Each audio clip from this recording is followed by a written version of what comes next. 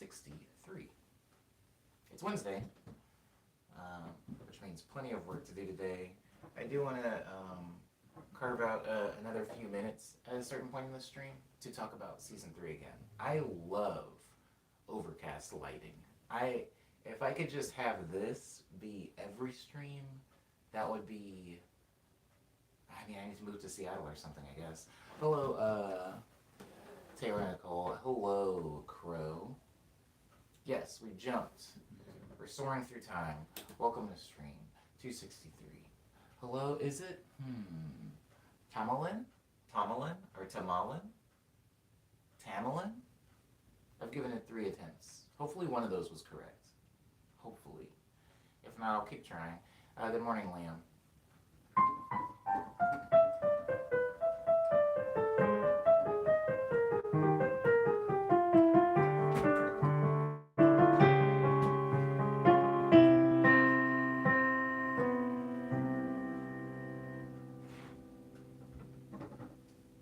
I'm going to go ahead and actually work on developing this unnamed song.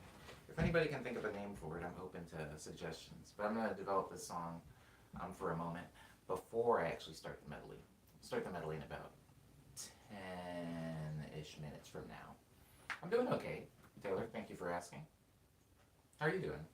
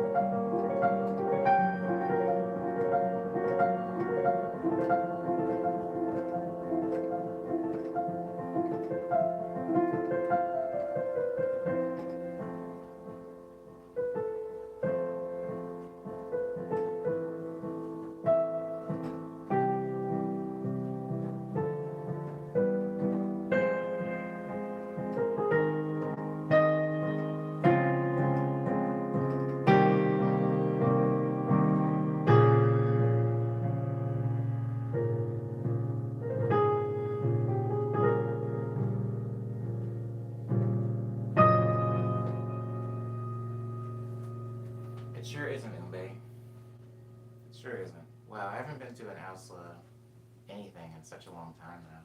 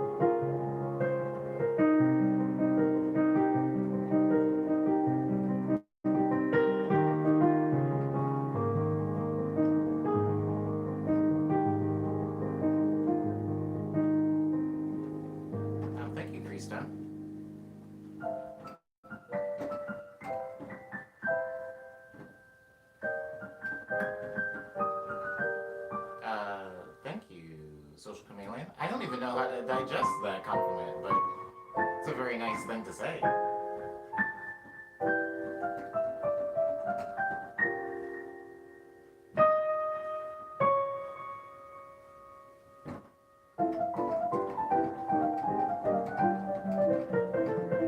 This is for you, Tamalin.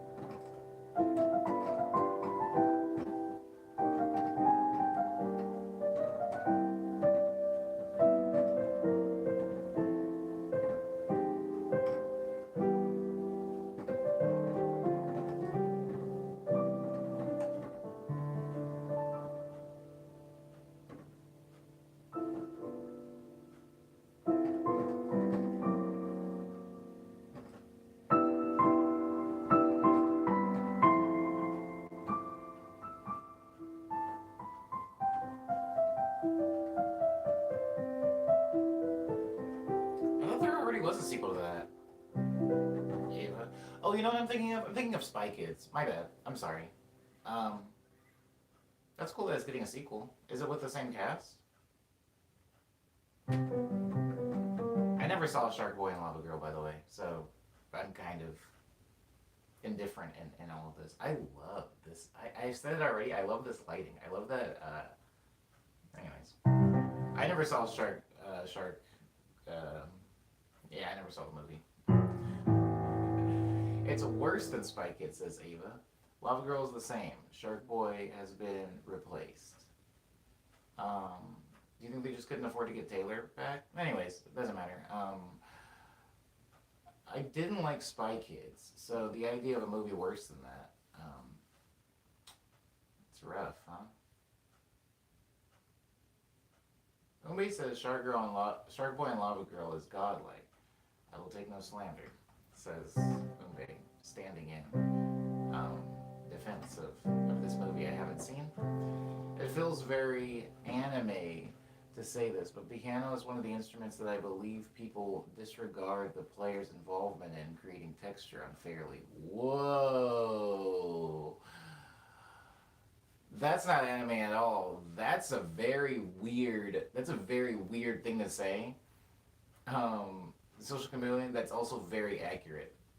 Yeah. Wow, that's weird. I think. Oh my god. I mean, let me say this though, Social Chameleon. I think that. Oh my god. I don't even know if people on the stream even understood what she said. So I don't know exactly who I'm explaining this to, but hmm,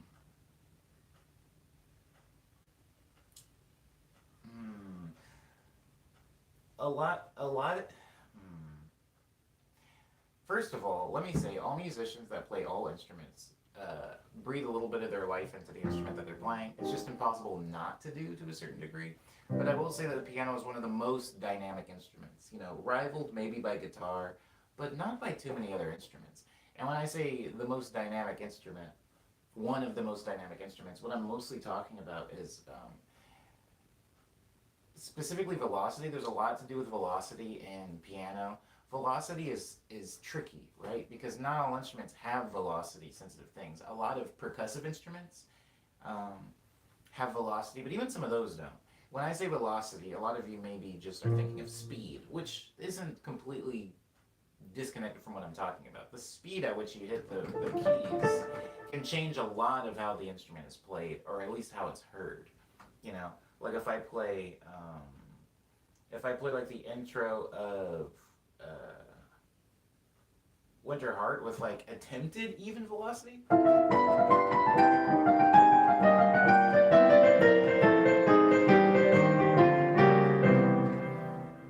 And it sounds like that, but I typically, as most piano players will do if you've been playing for a little while, is usually vary velocity when you're playing.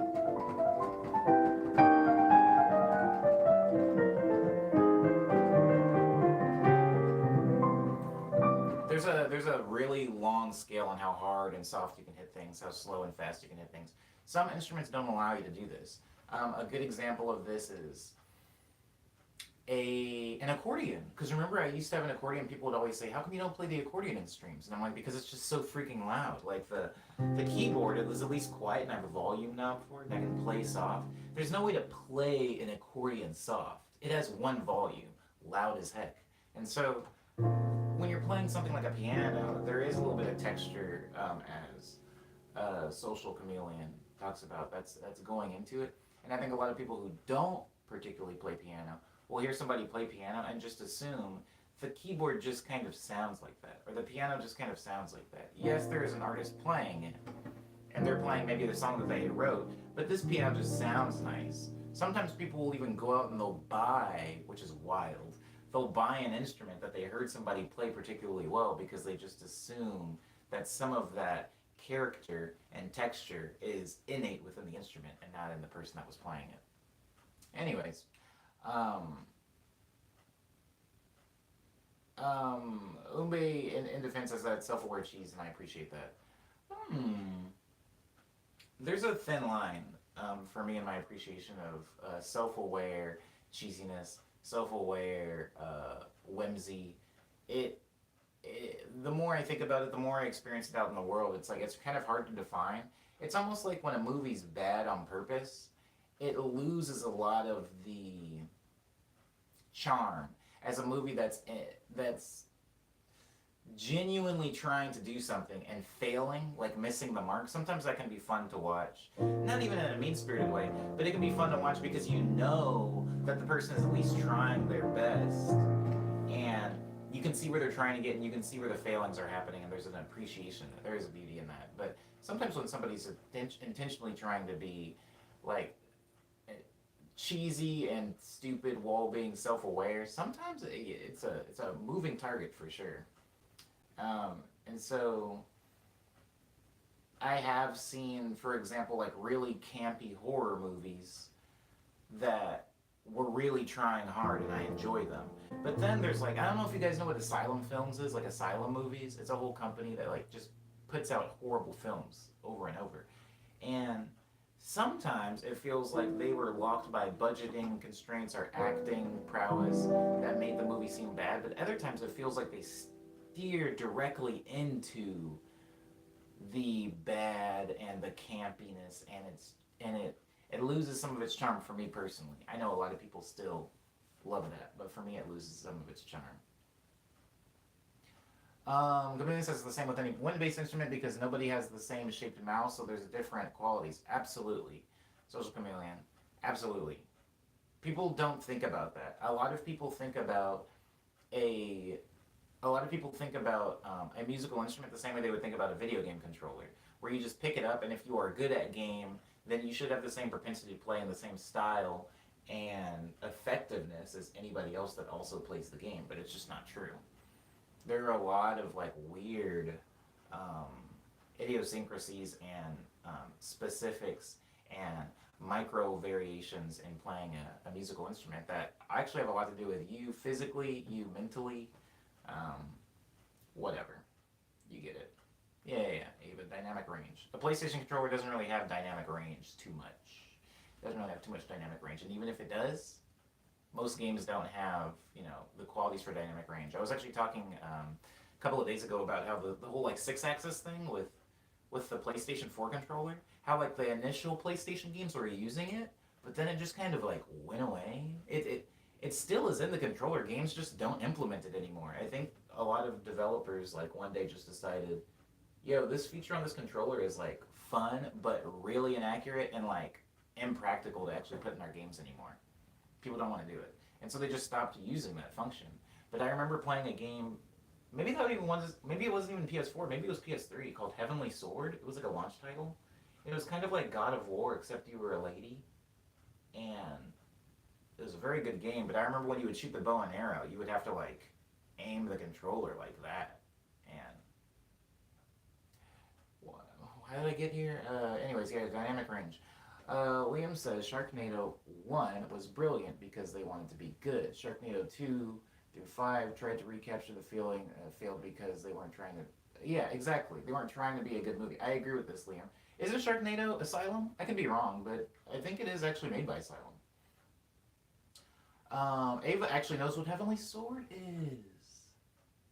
Oh my god. Duh. Oh my god, that's so dope.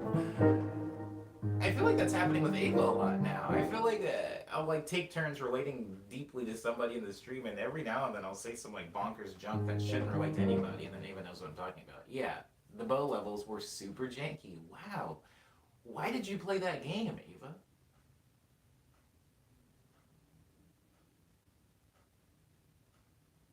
That's amazing. I can't even remember the plot of that game. I don't remember anything about that game except for what the main character looked like and um wow, I'm even forgetting some of that now. Whenever I try to think of Heavenly Sword, my brain thinks of Horizon Zero Dawn. Any game that has a decent archery level I play.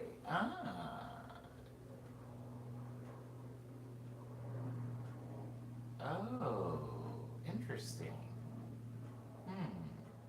So you play Breath of the Wild then? Because there's like some pretty good bow physics in that game, right?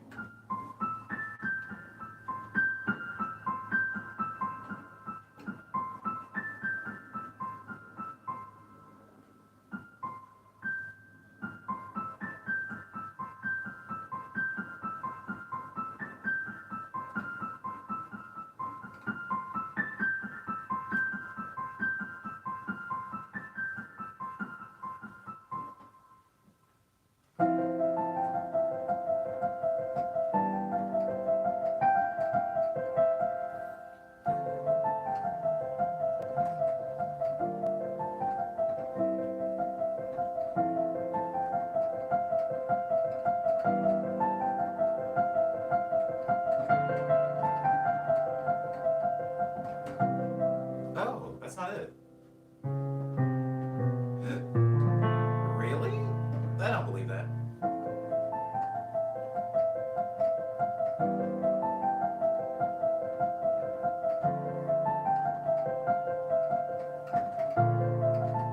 Weird. What kind of chord progression is that? Sorry guys, a mosquito bit me. There's a mosquito in my room. I guess I gotta put my screens again? Ugh. It incentivizes you to not play the fun game you purchase, says Liam, talking about weapon condition in games. Ooh. Ooh. I strongly dislike Breath of the Wild, says Ava. Whoa. I'm taking no pleasure in this. I prefer Twilight Princess. That game has the hawk shot so you can snipe enemies. You're a very interesting gamer, Ava. You know what you want. You know what you want. You know what you like. I appreciate that. Ooh. Don't get me started on weapon conditions. Don't get me started on depletable and destroyable weapons. I don't want to talk about it. But yeah, I agree with both of your sentiments. I think once you get a weapon, it should last forever. I think the idea of a weapon degrading over time and needing to be repaired or fixed or rebuffed is like it makes me just not want to use weapons. There's this whole thing the way I play games, and I think I play games this way because of Resident Evil and to some degree JRPGs.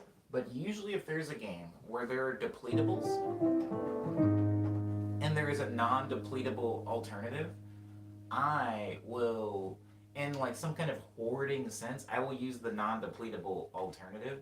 I mean, yeah, the non-depletable alternative, and then just like hoard the thing that can be depleted. So in games where like your weapons fall apart, I try to not use weapons. I try to use whatever because like usually those games will give you like a thing that you can use, and it's really weak, but it won't fall apart. I just use that thing. Or in games where you can use healing items or you can use healing magic from like a character with like a cooldown skill, I'll use the healing character to heal people. I won't like do that. Or if there's things in the game where like if you go to a save point, it automatically heals you. Instead of using healing and potions and whatnot, I'll just fight as much as I can and then I'll go to a save point so that I don't have to actually use items. I'm pretty stingy in games that have any type of like depletion or limited amount of whatever resources.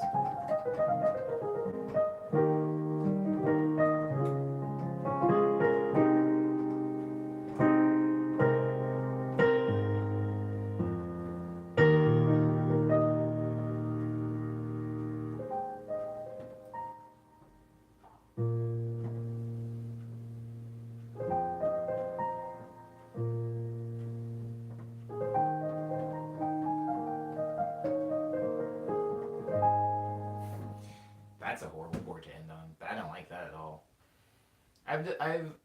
There are certain cadences. Ooh, I don't even know if that's the right term to use here, but there are certain chord progressions that like make me angry.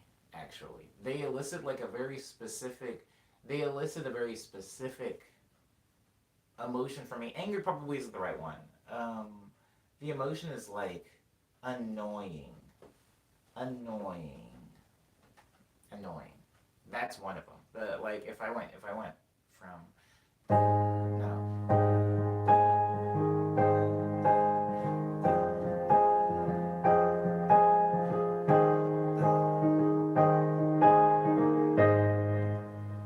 that is awful.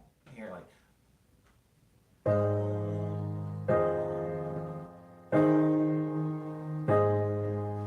hate it, absolutely hate it. And I know it's a thing. I know a lot of songs have done this.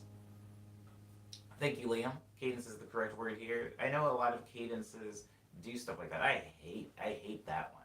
And there's been a lot of times where my hands have gravitated towards that chord progression, and I've like moved the chords around because I just hate the way that sounds.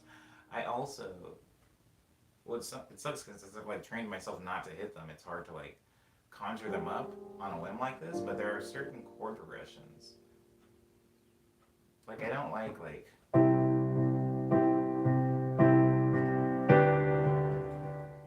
it would be like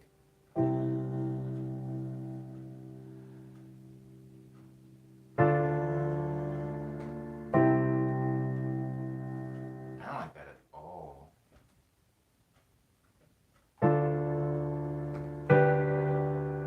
What is it? What is it? What is it? What is it? That's okay. I don't like that. That's ugly. That's ugly. Or like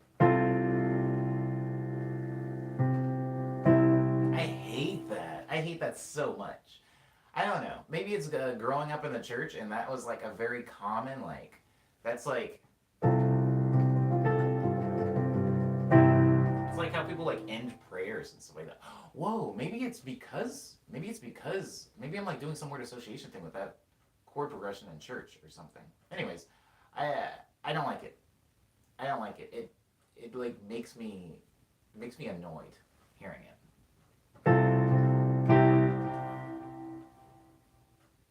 I don't know if it has the same effect on anybody else, but I try to keep it out of my songs as much as possible.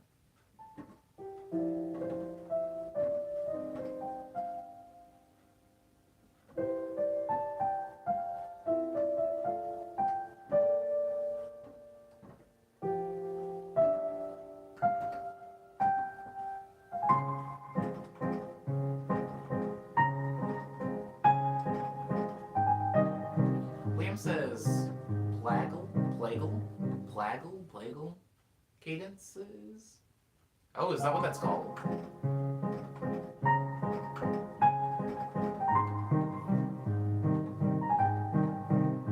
Reminds me of moral oral, so I'm alright with it says. I don't know what moral oral is.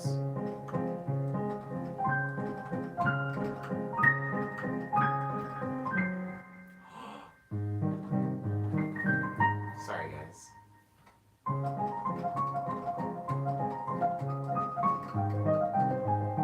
Don't you also not like playing the organ instrument on that keyboard?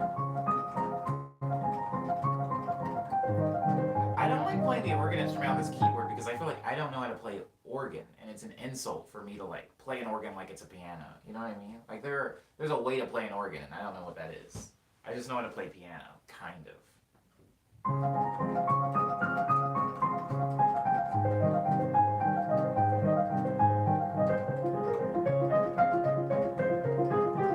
William says plagal cadences are also known as the Amen cadences. Oh, how fitting. Moral Oral is an old Adult Swim show. Has a lot of religious themes in church, so it's an apt association. Oh, word up, Umbe.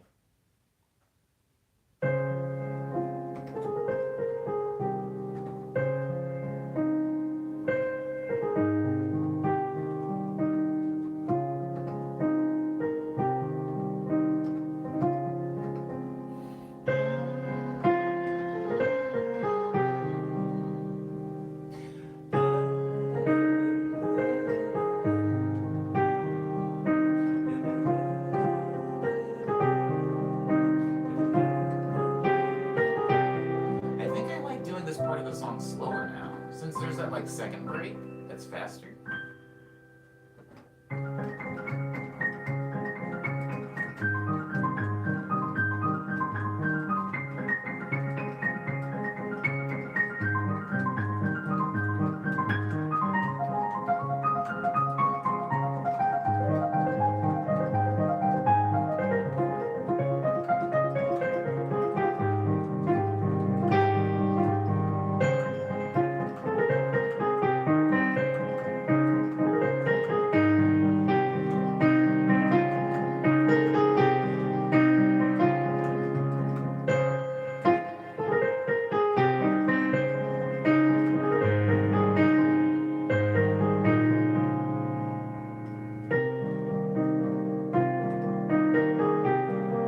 That's where I went, right? It was like.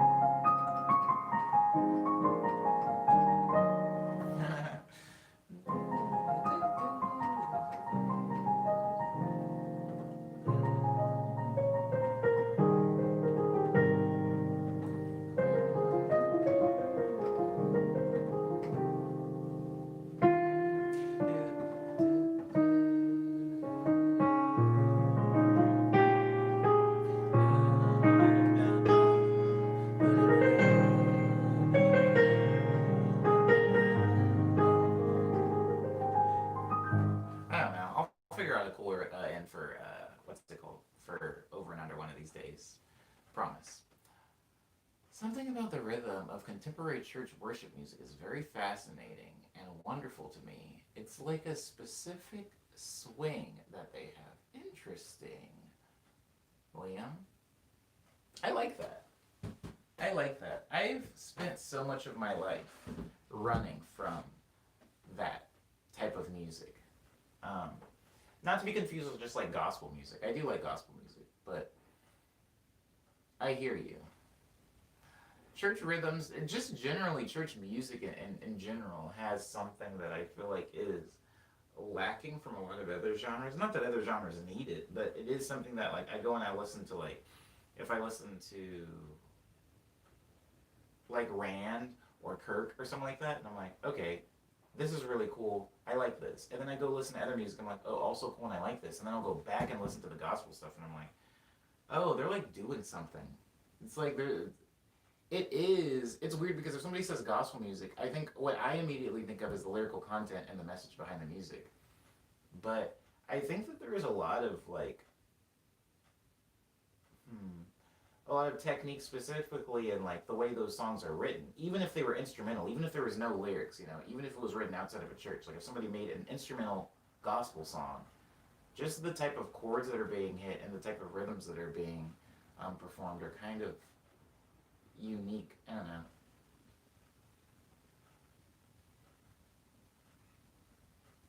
You might be a little bit biased, Liam, but I mean, if you're biased, I definitely am as well. Hello, Liana. Mm, Good morning to you.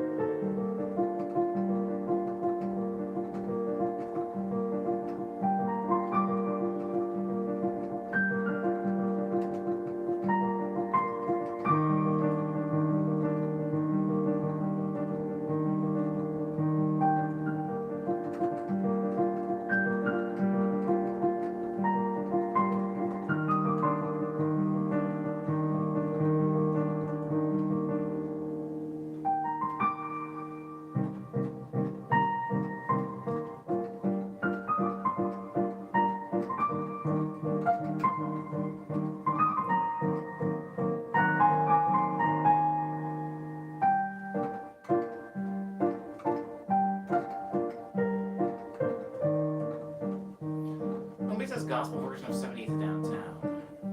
I don't play gospel music.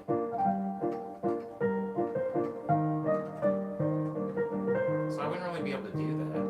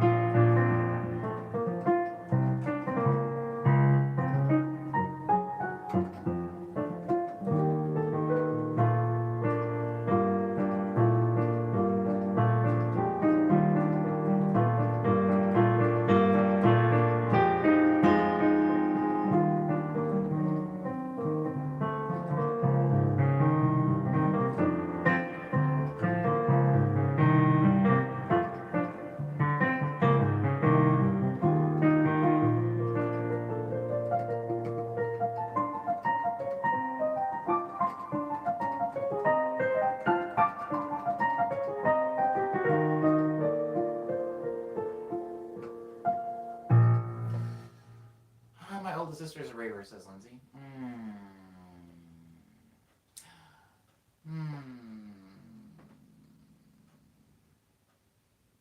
I'm just joshing. So because when I see that hoodie, I don't see the Elsa logo. I just see my sister's tattoo. Your sister has an Elsa tattoo. Your sister is a raver. Her only tattoo, which I think makes it a little bit more odd. An Elsa tattoo is a choice. I'm not going to judge anybody for their tattoos today. Not today. Maybe tomorrow, but not today. But, an Elsa tattoo is a choice. Is your sister really into Watership Down at least or something? Like...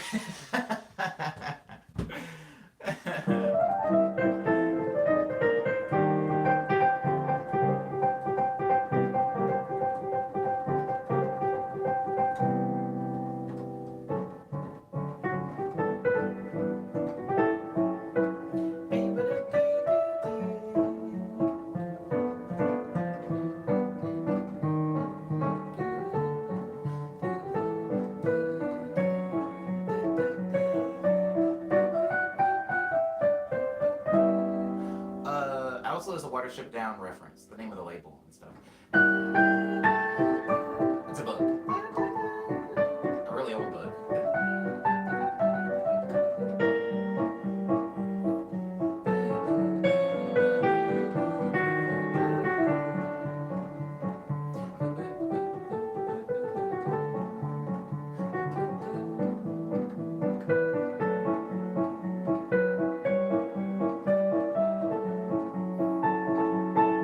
So anybody that has like an Elsa tattoo, I imagine is either a really big fan of Watership Down, like Skrillex, the person who made the Elsa label, or they're a really big fan of the music label.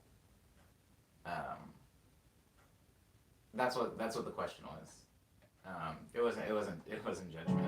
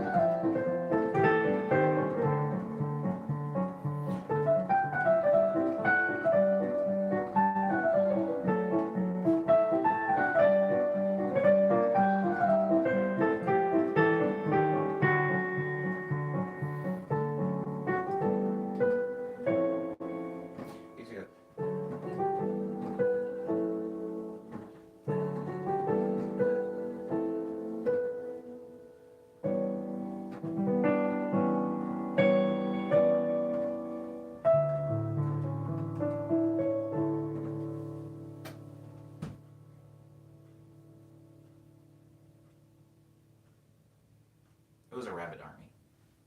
It was a rabbit army. The absolute thing.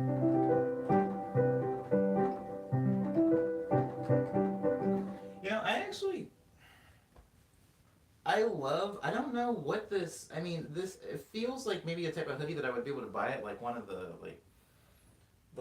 white people mall stores.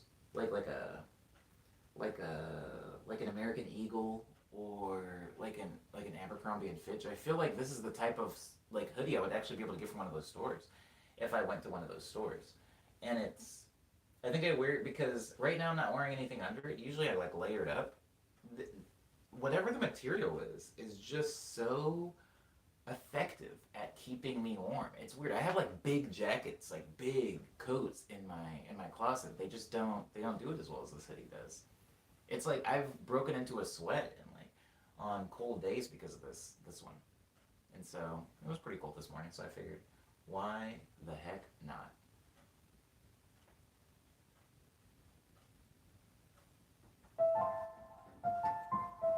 Hello, Kyo. It is pretty comfy. Although my one gripe is it's not very well made. But I mean, what of my clothes are? I think the best made things that I own are my bow ties. Everything else is kind of like, you know, fast fashion.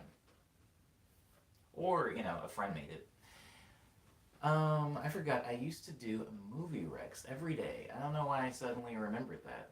You sound like me, Ava. Remember when I used to do movie recs and then I stopped? Remember when I used to do music recs? Would anybody like one?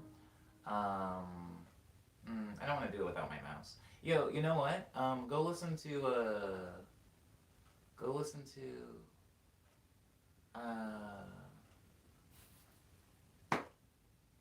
I don't know the name of the song. My problem is I get albums and then I just listen to them constantly on repeat. I don't actually like look at the track listing to know the names of the songs. It's like how people know the names of like Friends episodes. I don't know who these people are and how they do that. Anyways, hello Larry. Welcome to Morning Medley number 263. I'm going to recommend any Freeze Pop song off of Fantasizer, I guess. That sucks, right? I should have a no. You know what? Scratch that. I'm not gonna do that. Have I already recommended J Buyers by Dorian Concept? Have I already done that? If I haven't done that, that's my recommendation for today. I guess my movie rec is I want to eat your pancreas. Whoa, you know what? Somebody else recommended that to me. Ava, me personally. Somebody recommended that to me. Ugh. It could have been last year or really early this year. I don't know. Time has been warped all the heck this year. But I have been recommended that.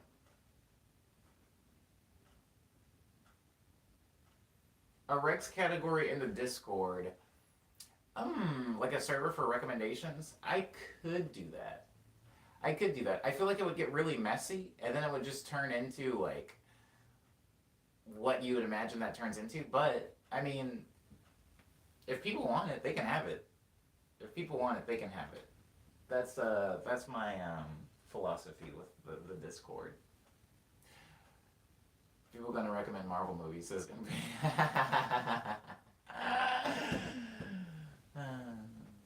Yeah, I feel like if people want it, they can have it. That is a good suggestion, though. If people want that, here's your chance to have your voice heard. Your voices can be heard. Vote now.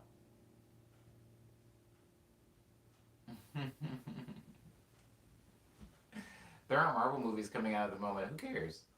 I'll just recommend old ones. Everybody needs to watch Winter Soldier. That's the good one. Leon is indifferent. No, I think it's cool. I think it's cool. I think it could be a good thing. One of the reasons that I like Ava's suggestions or even my recommendations is because they only happen once a stream. I think that my fear, my worry, these both sound negative. My prediction, my assumption of a recommendation server is that it just is then everybody posting just anime. It kind of just turns into an anime server. I can't remember who was complaining about that, but somebody was like, please don't please don't open an anime server. Every Discord I'm a part of has an anime server for some reason. I was like, I don't think I'm gonna do that. And then Cyber was like, yeah, there's not gonna be an anime server here. And I feel like if there's a like a rec server, if there's like a movie rec server, it might turn into an anime server. Not because of me. Not because of me. I won't do it. I can't stand anime. Ew, you're gross. But I think other people might do it.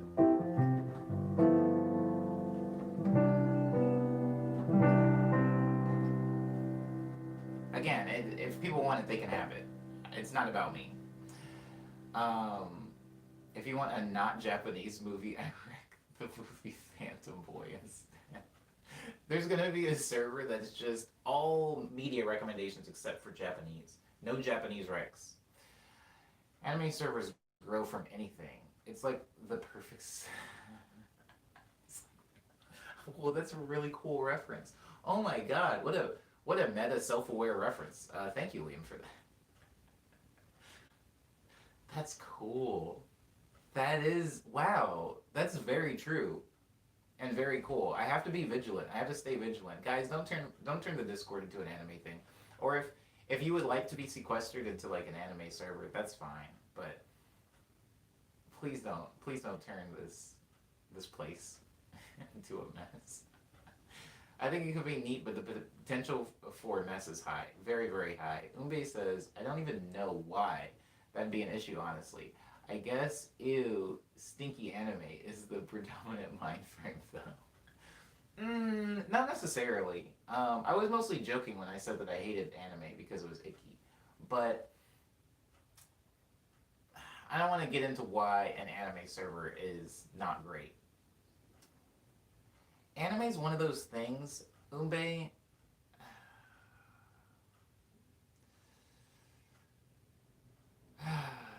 Umbe, anime isn't other media.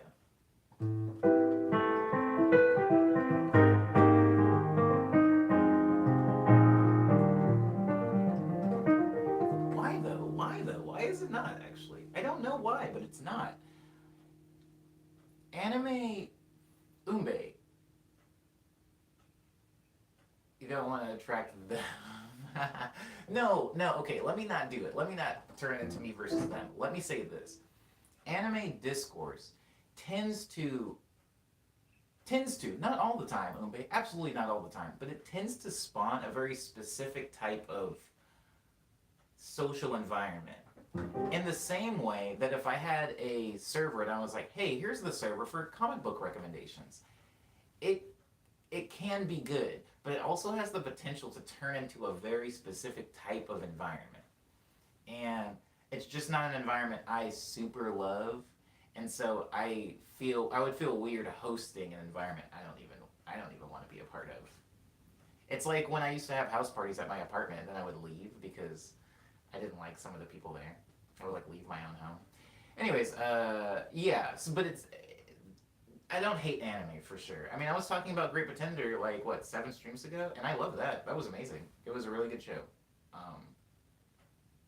and it wasn't anime, but yeah, it's like I can say, hey guys, here we have a server where we just post horror films, or we just recommend like action movies. It's like a lot of other like genres of media for some reason would be okay. Like it wouldn't devolve into something, but something about anime discourse specifically, and I have to admit. Yes, Umbi, a little bit of it is my personal existence and experience in like weeb spaces. Weeb spaces are rough. Weebs, for some reason, in small numbers, great. A weeb space, though, a weeb ran, weeb operated space usually repels me, if that makes any sense. Liam says, how many houses has Omni had to purchase to avoid social situations? 2 houses. Wow. Will I ever have a home? Will I ever have a house? My brain, I've been like indoctrinated by big city living, and so the idea of having a house instead of an apartment is like weird to me. But I know that if I lived in a place like Oklahoma, I could absolutely afford a house for what I'm paying for, a 2-bedroom apartment in Los Angeles. It's weird to think about. That I could live in a house. Me in a house, front yard. Oh, I just remembered what I just remembered what the ending of over and under was weird because I forgot to do the like um, d-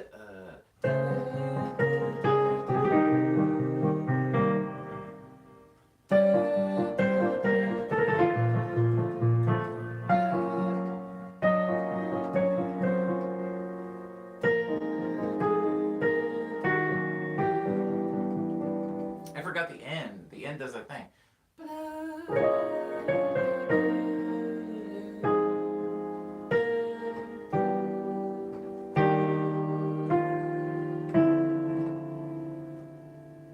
I can't remember it, but I'll remember it. I promise.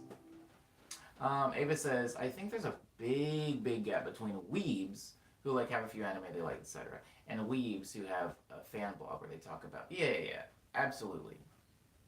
This is true. I'm not gonna say any names. I'm not gonna ruffle any feathers, but I do have a friend who's also a producer, and they're very great and very cool. And they started playing Genshin Impact. I play Genshin Impact. I love that game. It's so fun, and I love it. It's great. It's well made, and with some slight things I don't like about it, so it's a very fun experience. I started playing that game maybe a month ago or whenever it came out, and I very rarely talk about it in the stream. Um, some people don't even know I play it. And my friend started playing Genshin Impact, and now every line timeline post they make, every by the way, Line Messenger has a timeline. Anyways, and every line post they make is like wild, like borderline hentai of the characters and them saying like, "Oh, I simp for so and so so hard," like, "Oh, I want to lick this person's belly button," and then it's just like a zoom in on the character's belly button, and it's like, come on, like, chill, please. I feel like that is the difference. Ava illustrated it perfectly. Me and this person are both into the same media, but we are creating two completely different spaces around Genshin Impact. Some of these characters are children. I'm not gonna get into that part, but like, you're right, Ava. You're right. When spaces like that started happening and growing, I definitely stopped referring to myself as a weeb because I felt like they took on the title of weeb, and I became something more of a casual gamer to anime, where it was like I liked some shows, but I wasn't watching things just because they were anime, nor was I in the scene. Like if somebody said to me, Omni, have you heard of this new anime? Chances are I haven't. Chances are I have not heard of the anime that you're talking about. In the same way that a casual gamer probably hasn't heard about Genshin Impact, maybe. Cool. Full circle, huh? Anyways, Liana's. Liana, I'm so glad you said bruh. Okay, so that's gonna take me to a place where this stream doesn't really need to go, but I'm sure you guys are all familiar with Tyler Perry and his genius. I'm in weeb culture, but I certainly says Umbe, don't fit in. I could never. I could never. They love anime far more than I ever could. I mean, yeah. Everybody loves everything more than I love that thing, I think. Like, stan culture is hard for me because I just don't love anything that much. You know. Anyways, oh yeah, Tyler Perry.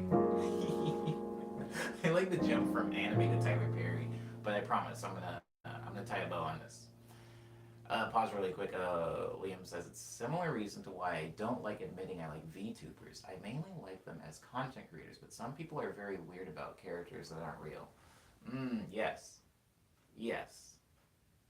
I don't like VTubers, but I think I don't like VTubers, Liam, because I'm exposed to a very extreme side of VTubing culture, if that's even a thing that exists. VTubing, like the scene, I'm very exposed to a like, you know, the apex, the extent, the extremity of that, and not the casual side of it. Kind of like everybody, how they were about the furry community for so long. Like people were exposed to maybe the most ballooned out, like extreme existence of the furry community, and they're like, I don't really like this, but like I suppose you can be like a very chill furry. They happen to be very quiet, so people don't tend to encounter those ones. But Tyler Perry, anime. I was watching BET yesterday. Of course, whatever. I'm black. Sometimes I watch BET. There's shows on there that the people look like me. So I was watching BET yesterday, and a lot of the shows are not good from a very specific standpoint. A lot of the shows are not good. And when I say are not good, that sounds very broad strokes, right? When I say a lot of them aren't good, I will just say that their production level is pretty low. The acting isn't wild. The set design isn't wild. Wardrobe isn't really wild. A lot of it just is, a sitcom. Just think about a sitcom like King of Queens. You're not gonna get like the dopest. Well, King of Queens was actually pretty well written sometimes. But anyways, I was watching BET yesterday, and one of the song, BET is so trashy now. It says Umbe. I'm so glad you said this, Umbe. So I was watching BET yesterday, and one of the shows comes up, and it's a Tyler Perry show. And then the next show comes up, different show, also a Tyler Perry show. Tyler Perry presents. Then the next show comes on, also a Tyler Perry show.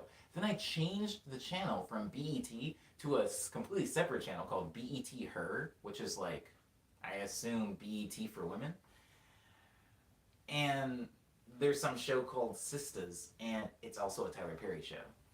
And then my roommate was like looking up like new Nickelodeon shows because I was like, I don't think I know any Nickelodeon shows today. The only Nickelodeon show I know is Loud House, and I can't name any of the characters from it. I only know it because of a friend I had who had worked on it. And then my roommate's like, oh yeah, there's a new Tyler Perry show on Nickelodeon, and I was just like, why and how? Because I personally do not like Tyler Perry's work. But then I started thinking about Tyler Perry, and I very, very distinctly remember Tyler Perry coming out with a movie called Alex Cross. And Alex Cross was like, I didn't see it. A lot of the world didn't see it. I'm going to go ahead and bet half of my checkings account that nobody in this stream also saw Alex Cross.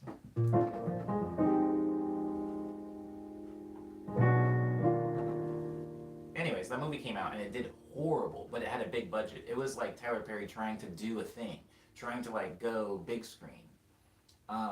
He does own his own production studios in Atlanta, Leanna. So it was like him going big, huge budget, explosions, guns, CG, special effects. It was like an action, it was an action movie. And so he makes this movie. It fails. It doesn't even break even. It's a hilarious disaster financially. He loses a lot of money. And then suddenly Tyler Perry shows just start popping up. Pow, pow, pow, pow, pow. They're popping up everywhere. All these shows are more or less the same. They're kind of like it's almost like if you took the Black Experience and you're looking at the Black Experience through a camera, and then you take a lot of like Vaseline and you like rub it all over the lens, and then like sprinkle some like cheesy dust on it. Like whatever they put on Cheetos, you put that on it. That's what Tyler Perry films and TV shows are like. And I feel like Tyler Perry started off in the same way a lot of people do, right? Where you start off as kind of exploitative, ooh, low-hanging fruit. Oh, I didn't start off that way, but I definitely eventually got there, right? Like if we're talking about my like Bad Bougie remix, my Gucci Gang remixes, like these are the most like exploitative. It was just me going like, hey, I don't like this song, but I know a lot of people do, and I do like chords, so I'm just gonna play chords under it, and that's going to bring in a lot of like strangers who love Lil Pump or who love Migos, and then hopefully they'll stick around for long enough to maybe hear an original song. But it was just exploitative. It was like what you learn when you're a marketing major. Anyways, I did that, and I think that Tyler Perry started off doing the same thing, where he's like, "This is what people want to see, right? People want to see like a black dude like dressed up like an older woman, like running around, doing a lot of physical comedy, doing a lot of like, I mean, we've seen Martin Lawrence do it, we've seen Eddie Murphy do it, we've seen Chris Rock do it. It's it's a thing." And so he started off on that route, and then he went to a super serious route. He's like, I'm ready to graduate to the next level, and he did try, and he put millions of dollars into it, and it failed. And he said, you know what?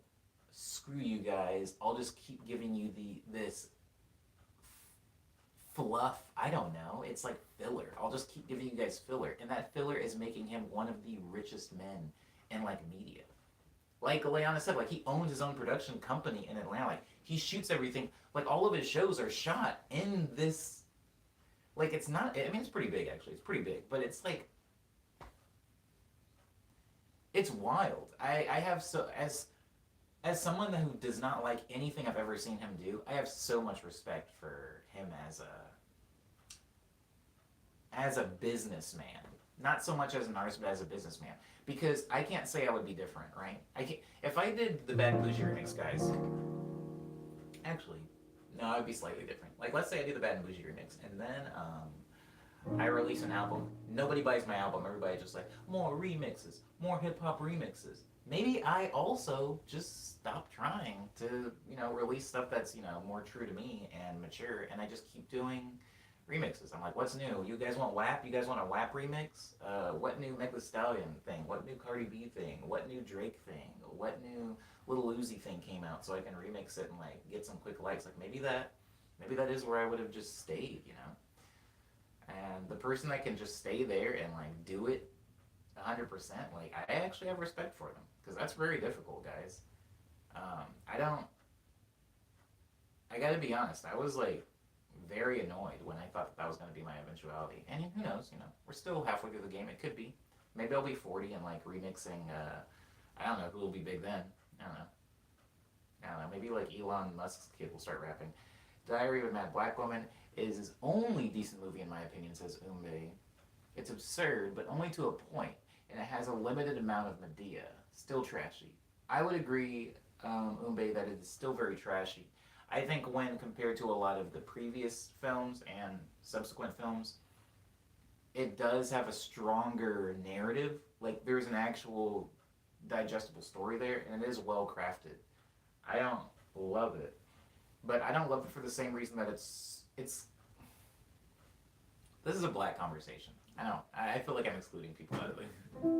I feel like I'm excluding people on the stream, so I'm gonna escape from this right now. But I will close that up, Umbe, by just saying I feel like there is an entire mode, an entire brand of like black film that I don't particularly like. Like movies where it's like every person.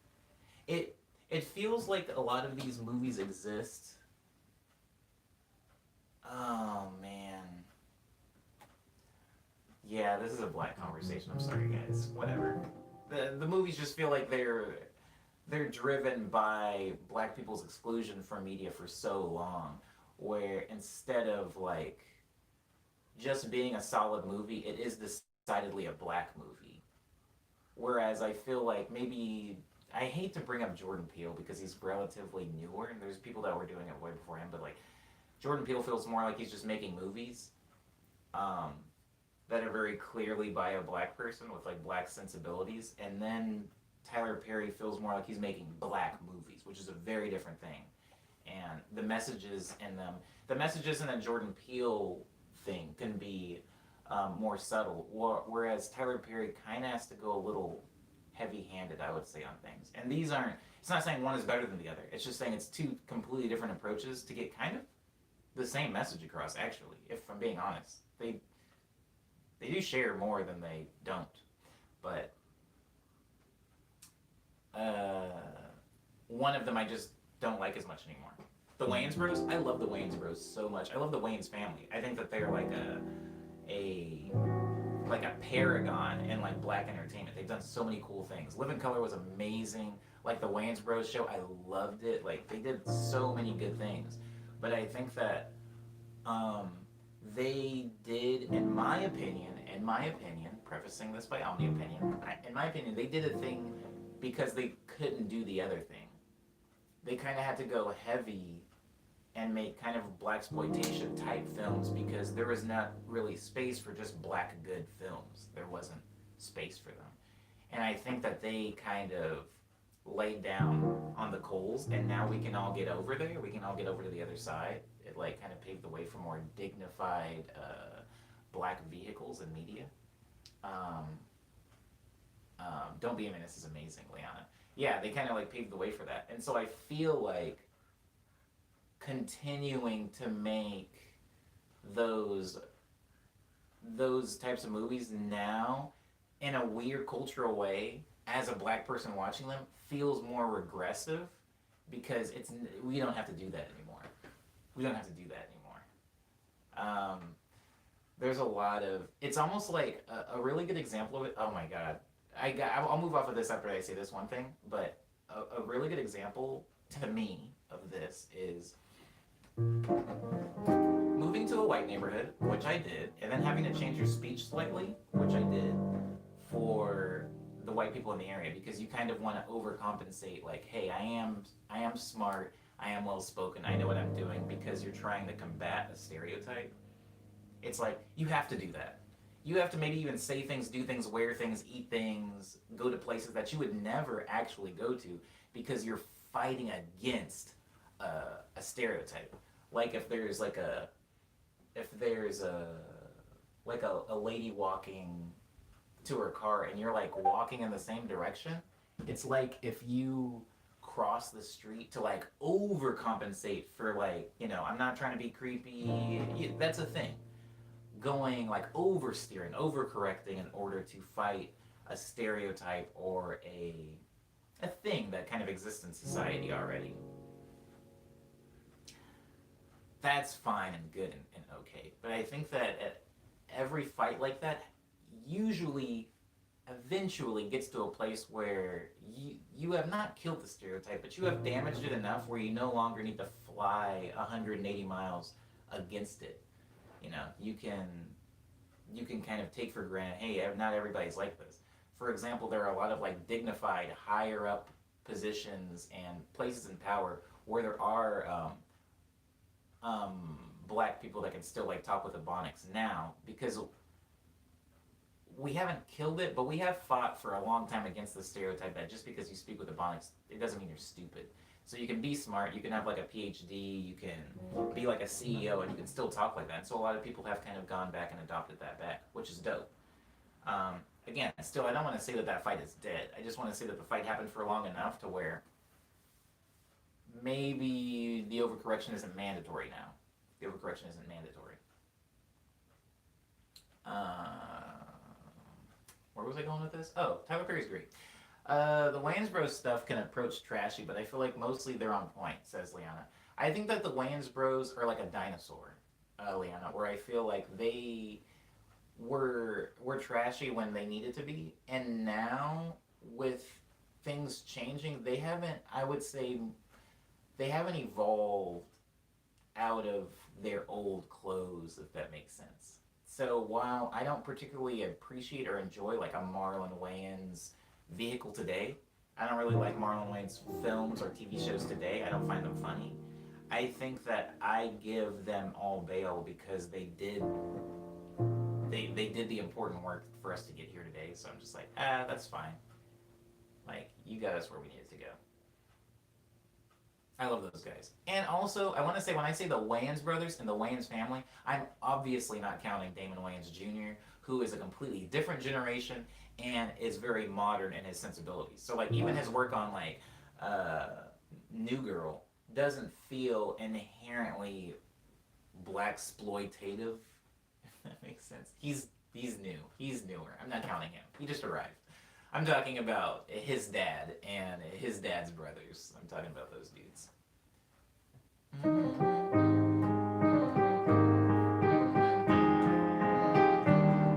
There's a lot of really interesting chord variations to completely steer the conversation back into music. There's a lot of weird chord variations that I admit my brain doesn't really understand the difference in. Like, I don't immediately hear the difference.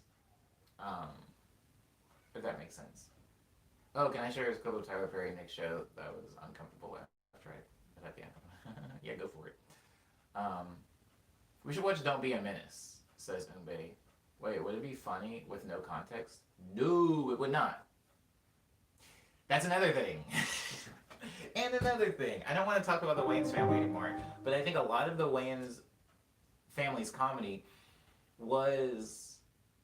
It did this twofold thing. Where people that were of that culture got a lot of the humor, and people that weren't of that culture were like, this is funny. Oh my god. Okay, this is actually a really interesting conversation. Have you ever said a joke and maybe the joke was dark, or maybe the joke was like weird or sad or gross, and somebody laughs because they get it, but then another person laughs and their laugh makes you uncomfortable because you're like, I think you're laughing at the wrong thing. I think I don't think that I like that laugh. Like I think that that was like don't be a menace for a lot of people that maybe didn't get it. I think they were laughing at the wrong things, which at the end of the day doesn't really matter.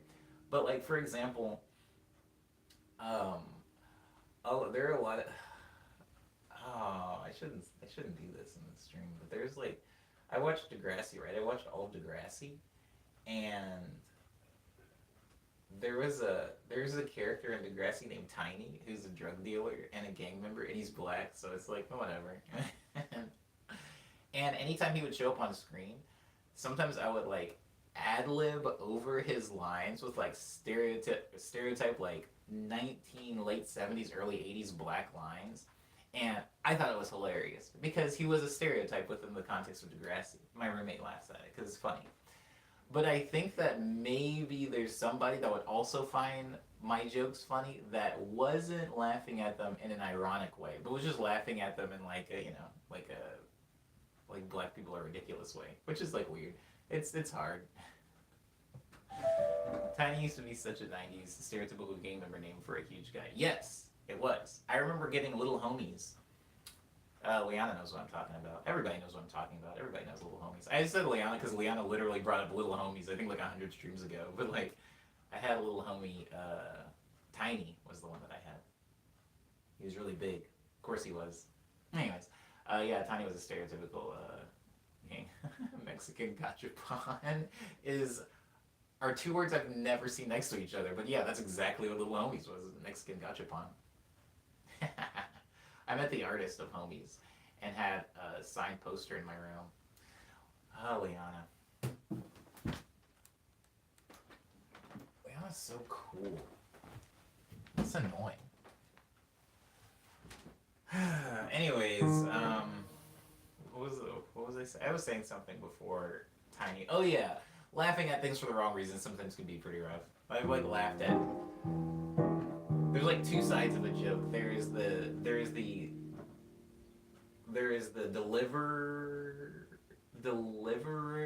deliverer's intention, and then there is the recipient's reaction and understanding, I guess, of said joke. And the Wayans Bros were constantly making jokes that I was laughing at, and then I was like looking around at people, and I was just like, I don't know if you get this one. If you laugh at it, I might be upset. But that's sick that you had to sign a Little Homies poster. My dad's friend was the character Droopy. Whoa, you were so close to this.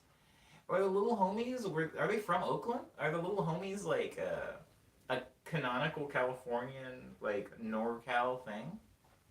Is that where their origin point is? I've never thought about where the origin was. I guess I just always assumed it was Los Angeles.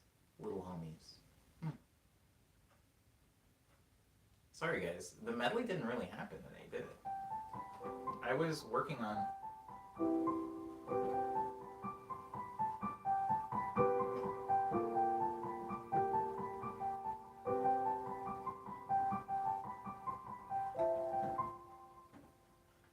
The artist is from San Pablo, the Mexican hood in the East Bay. Wow. East Bay is a mystery to me, Liana. East Bay is a mystery to me. Like, well, the Bay Area, I don't really want to turn this into a Bay Area conversation, and you understand why, I'm sure. But, yeah, nothing makes sense in the Bay. When I look at the map and people say East Bay, I see plenty of parts of... whatever. I hear you. I hear you.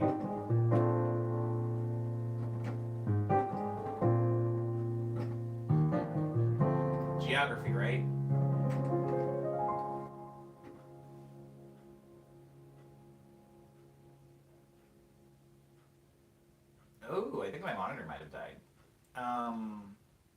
I have a lot of like fragmental tunes, right? That come from, they get born out of improv during the morning medley.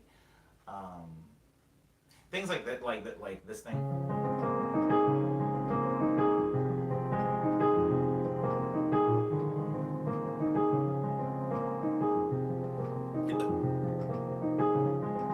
Like it doesn't really go anywhere. It's just like a cool idea, or even like Melancholy the Trash Man.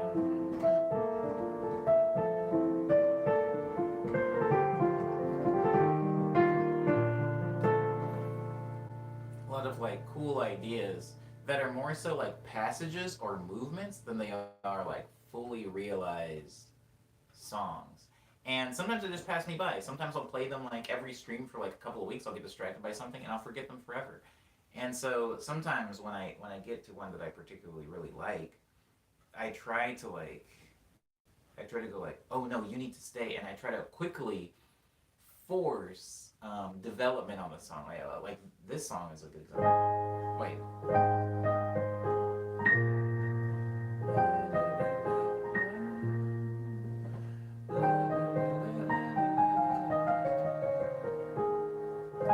Ew. That song?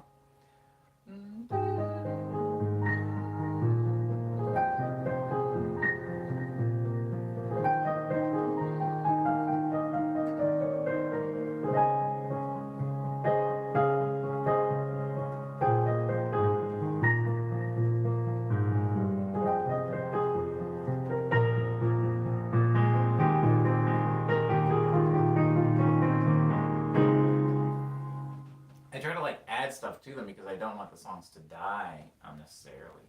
I don't want them to just be another thing I forget. The For a long time, Clover Salad was like that. Clover Salad was just that part, and it came from.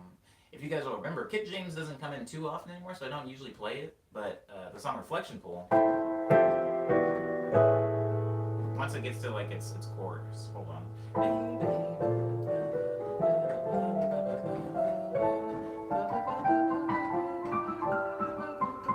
This song.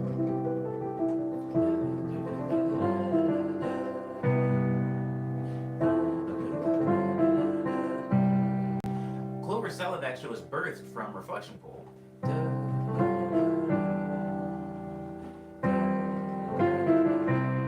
It's the chords played backwards. So if you go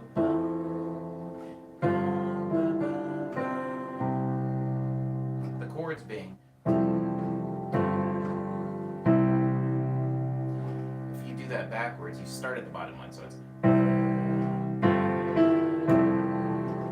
right. Then jazz it up a little bit more.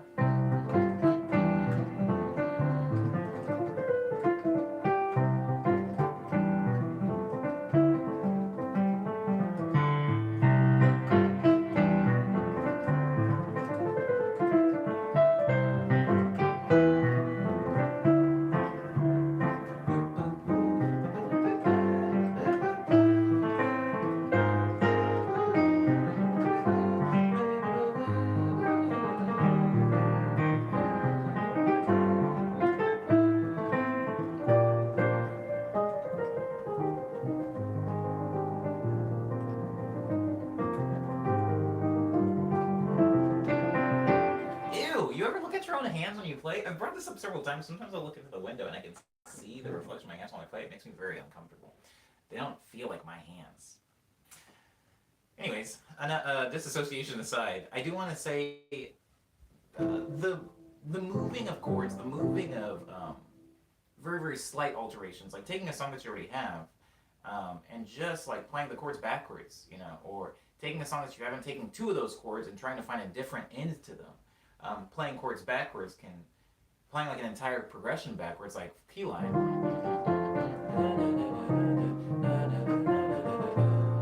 Playing that backwards.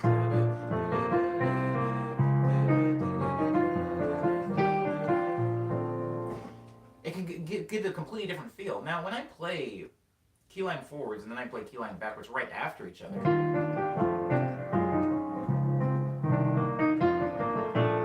forward, now backward.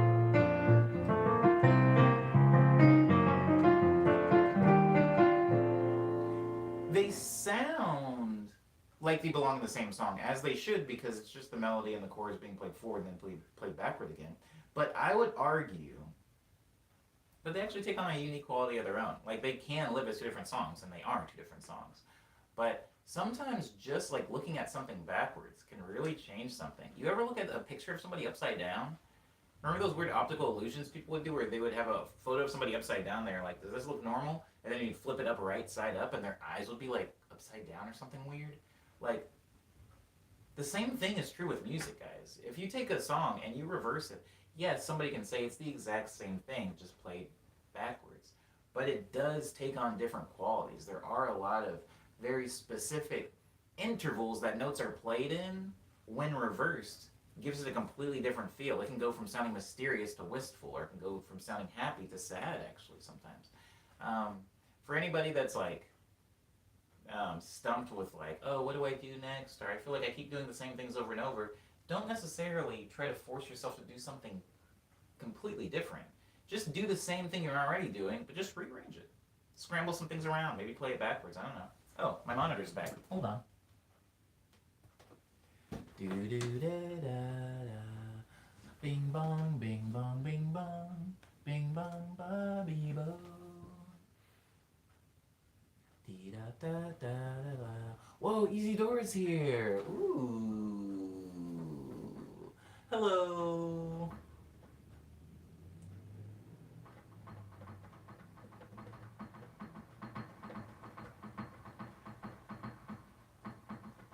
If you cut me out, I believe waffle batter says says Cyber. I'm gonna make a waffle today, Cyber. Extra butter, please.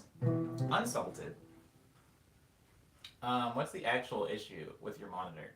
Oh, my internet dies. My internet just dies. You know, like how in the Friday stream, the internet just dies sometimes, and then we can't get in the stream. That still happens.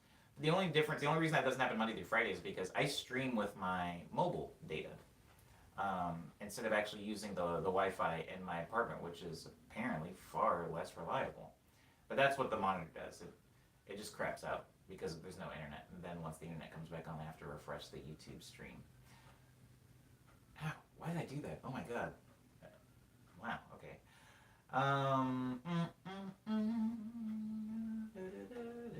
Greatest of all time, says Liana. Goat. Goat. Your data uses must be through the roof. Probably. I mean, I have unlimited data, so I don't know what the roof is in this sense. What is the roof? But yeah, yes, I do consume quite a bit of data. Data munch. Oh, data munch. Data crunch? Data munch? Data mine? Is data munch a thing, guys? Did I just say something that already exists? That sounds cool. But if it's already a thing, I'll leave it alone.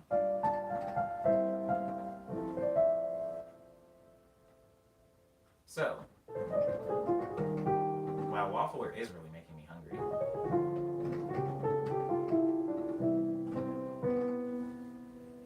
Data mosh is a thing. Oh, that's why.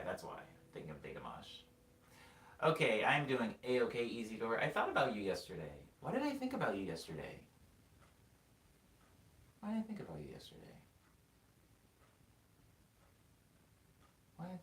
Oh, right, because somebody was asking me about poutine. I was gonna say something. Anyways, the thing died. I don't know.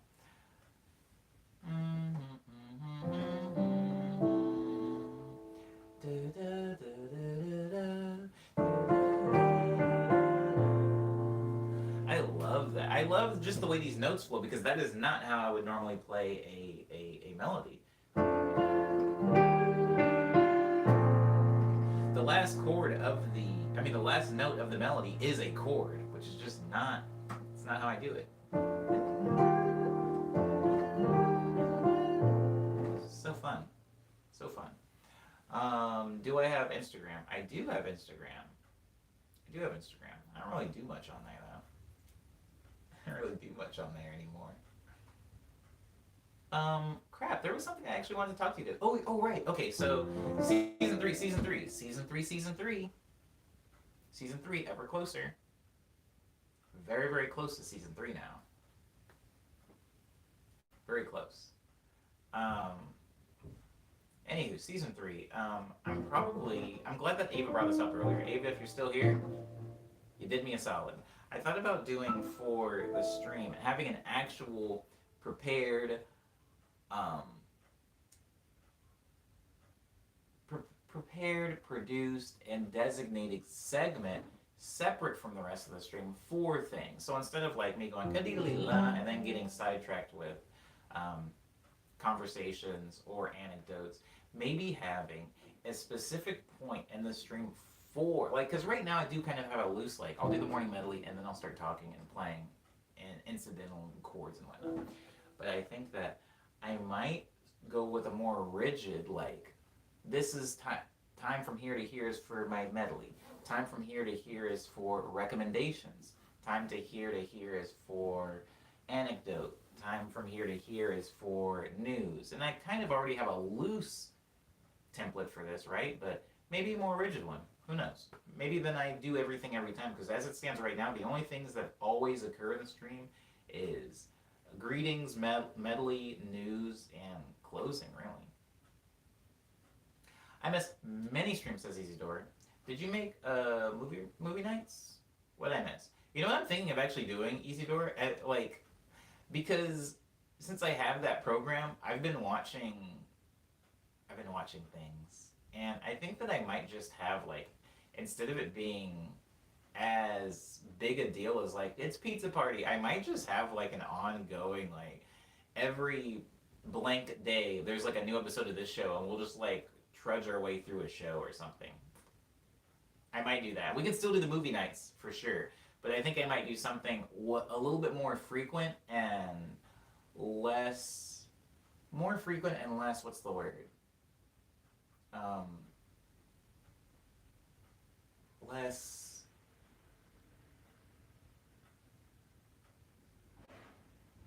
important, less important. Just like more casual, I suppose. It's definitely not going to be Degrassi. It cannot be Degrassi. There are certain scenes in Degrassi, especially in the later seasons, that I cannot watch them. I cannot watch them with you guys. I cannot watch them with you guys. There was a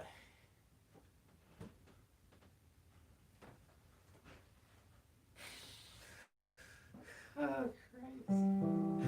There was a I was thinking about things.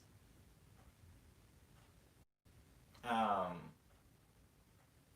I was thinking about things about Degrassi and like how another show, an American show, Gossip Girl, which I also enjoyed. I'm not afraid to admit that it was a horrible show that I enjoyed, and I watched it. But there's like this thing, especially in American dramas, where it's like you're looking at characters, and this character's like, oh man, sophomore year's been so hard, and it's being said by a person who's very clearly like 27 years old, and they're like ripped, and they're wearing like a sleeveless T-shirt, and they have a backpack, and they're just like, oh my god, like Miss Reynolds gave me detention again, and it's like we all know that that's not what a sophomore in high school looks like, but later on in the season, when this like kid has a sex scene with another kid, it doesn't make us uncomfortable because we're like, oh, it's just freaking adults, I guess. But I feel like they intentionally cast Degrassi. They only cast actors that look like actual children. Like those people are like they have the weakest chins and the most like undeveloped foreheads I've ever seen. Did I hear Gossip Girl's getting a reboot? Lindsay, my DMs were a flood. My DMs were a flood. People were like, "Oh my god, they're getting like the original voice of Gossip Girl to come back. They're getting Kristen Bell to come back as Gossip Girl. Like, bro, like it's time. It's go time." I was like, the things people messaged me about: Gossip Girl news, Little Caesars news, Oswald did anything, Kingdom Hearts. It was pretty funny. Yeah, because I honestly didn't know. I didn't know. Somebody, yeah, I was just getting a bunch of DMs about it, but that is pretty sick. I did see or think that it's going to be on like HBO though, or like HBO Go, Hobo Go, or Hibo Go. And I don't have those things, so I don't know how realistic it'll be that I can follow this show. Shark Boy and Lava Girl are gonna have a reboot, says Waffler. Oh, Waffler, I appreciate you so much. Waffler, Ava has broken this news in the stream, but I'm glad that Ava isn't on some island that knows this. It seems like a lot of people know this. I didn't know this. I learned this today in the stream, Waffler. Thank you. Mitten says, watch iCarly. Ooh, I'm not gonna do that. I'm not gonna do that, but I do like the recommendation. iCarly. Not your bad, Waffler. You're good. Waffler, do you make waffles by any chance? There are follow-up questions to this, so answer carefully.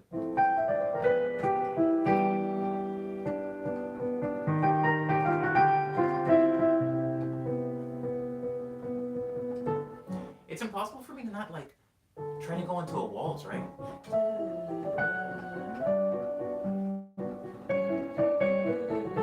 Even though the song's technically not in waltz.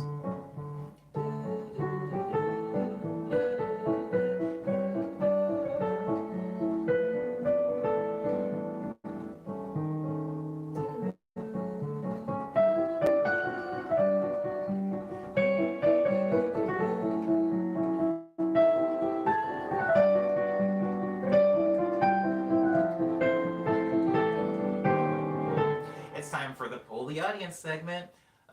Yeah, and then I'll get like a really sick graphic that slides in and it says poll the audience. Somehow I'm gonna have that happen. Anyways, poll the audience segment. I need opinions, good ones that don't hurt my soft, squishy feelings. Waffler says last time I had one was around 2 years ago, talking about their namesake, Jesus. Eat a waffle, Waffler. Eat a waffle. Also, that kills all of my follow-up questions, Waffler. You did it, so I hope it was good, the waffle you had 2 years ago. What if you had a physical card? Liana, I'm embarrassed to admit it, but I did draw one up. I did draw up physical cards. Oh my god. I can show my hand, whatever. You've been in the stream before. I like drew up physical cards and I was like, I'll just like hold things up that says time for the news and I'll put it down. And I was like, is this leaning too hard into the jank of this stream? Is the stream too self-aware janky at that point? I even bought Sharpies from FedEx to make them. And then I thought, what are you doing on me? What are you doing? What are you doing? Anyways, the only reason I was in FedEx is because I laminate all my posters. Because I Velcro them to the walls instead of actually putting them up with tacks or tape. And so I bought some Sharpies while I was there. And I was like, oh, I'll just like freaking make cards and I'll laminate those. And that'll be good. But I've since had the buyer's remorse.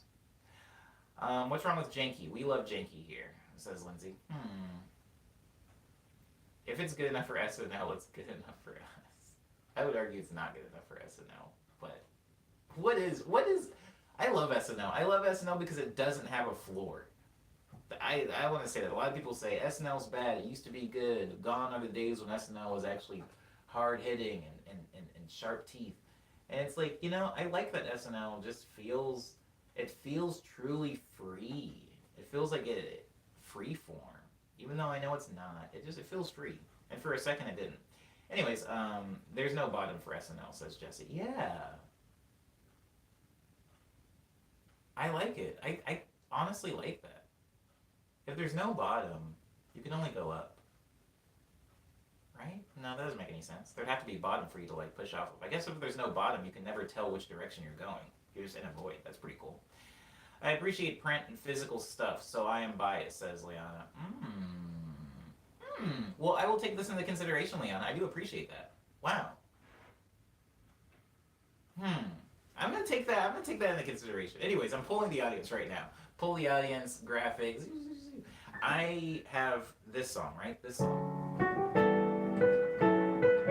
You guys have heard it a million times.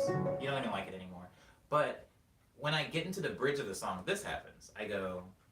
No, sorry.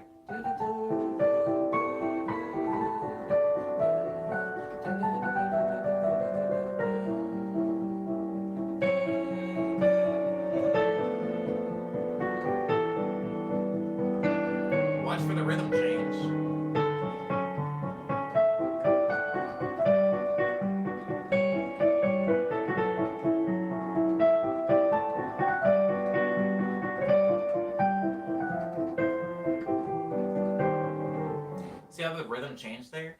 Do you guys like that? Because I eventually go back to the other rhythm where I go.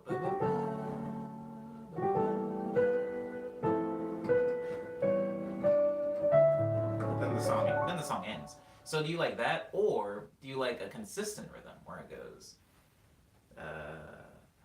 No, sorry.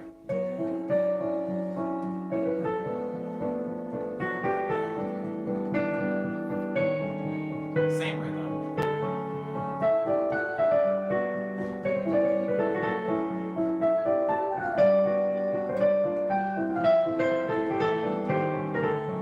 I think changing to the waltz rhythm actually slows the bridge down. Well, I know it slows the bridge down. It slows the delivery from to.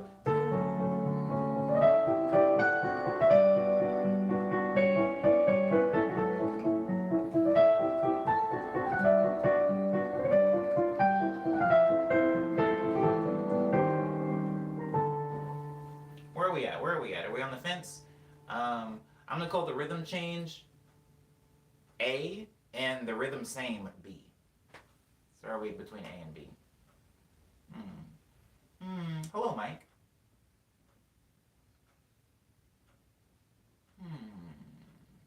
I think I prefer B, says Mike. Wow, Mike fresh in and first out with the opinion. I appreciate it, Mike. B. I'm gonna head out for a bit, says Waffler. Hopefully going to eat a waffle. I'll see you soon.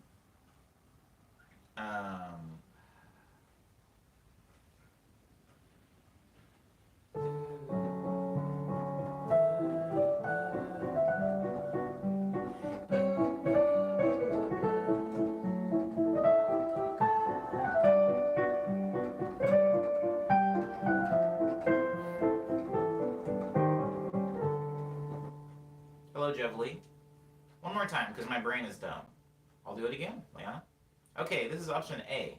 Remember, the thing that's changing here is the rhythm. The notes are not changing. So if you're listening for harmonic or tonal changes, you're not going to get it. The rhythm is what's changing. So A, with the change.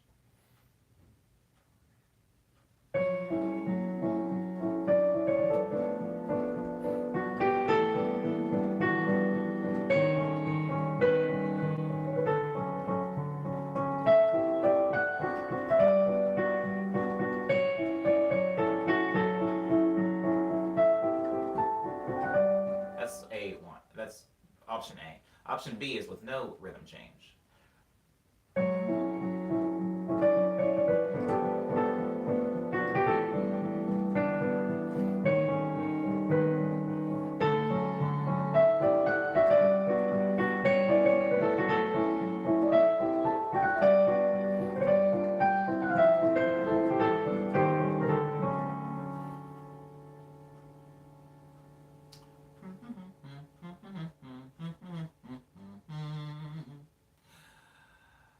I mean, no one can be Venomad. Oh, Mike, you were the Venomad jokester. Ah, I remember you. Sorry, you had to jog my memory. No one can be Venomad after hearing that. No, it's still funny. It's still funny to me, Mike. Liana likes A. Liana likes it when it switches rhythms. Jesse likes A, where it switched rhythms. Umbe, I think they both sound beautiful. Pull the trigger and record one. Umbe just wants to get down to business to defeat the Huns. I like A, but I hear B. I like A, but then I hear B, says Jeffley. I still prefer B, says Mike. I don't have a strong inclination to either, if I'm going to be honest, right? Me neither. Here's, I have to have dynamic rhythm in a song, right? I have to have dynamic rhythm in a song, so it's going to happen somewhere. For example, this song starts off like this.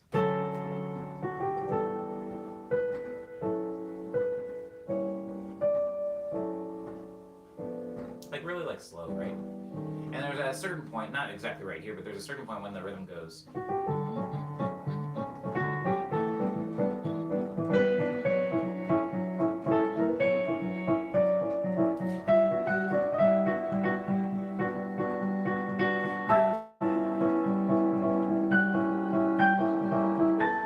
And so the rhythm does change gradually. gradually over the song. And so then going to this rhythm,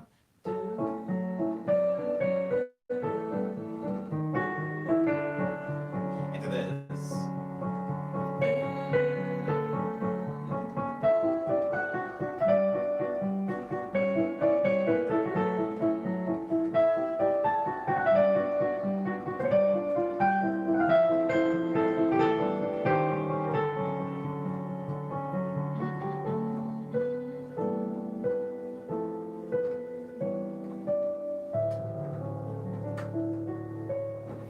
Go, like switching rhythm is just making the song more like not so predictable, not so straightforward. But the notes are also changing. You know, the notes from the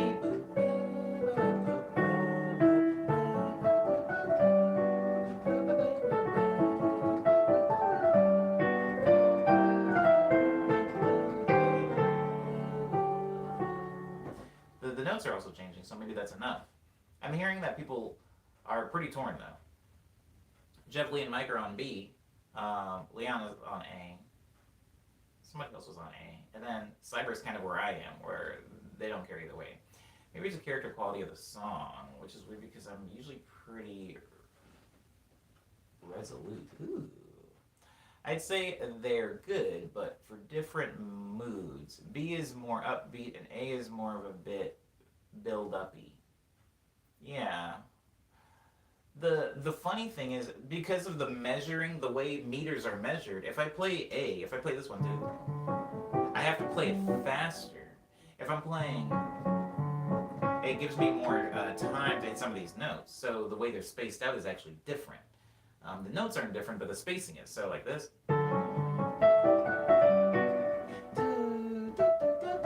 Has this more like upbeat, skippy vibe to it. That's B. And then A has a much more like, of course, swingy, but like.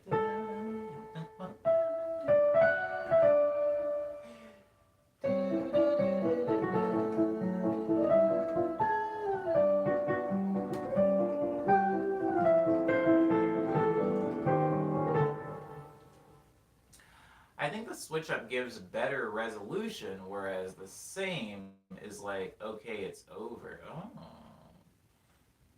I'm also on A. I think the A's have it slightly.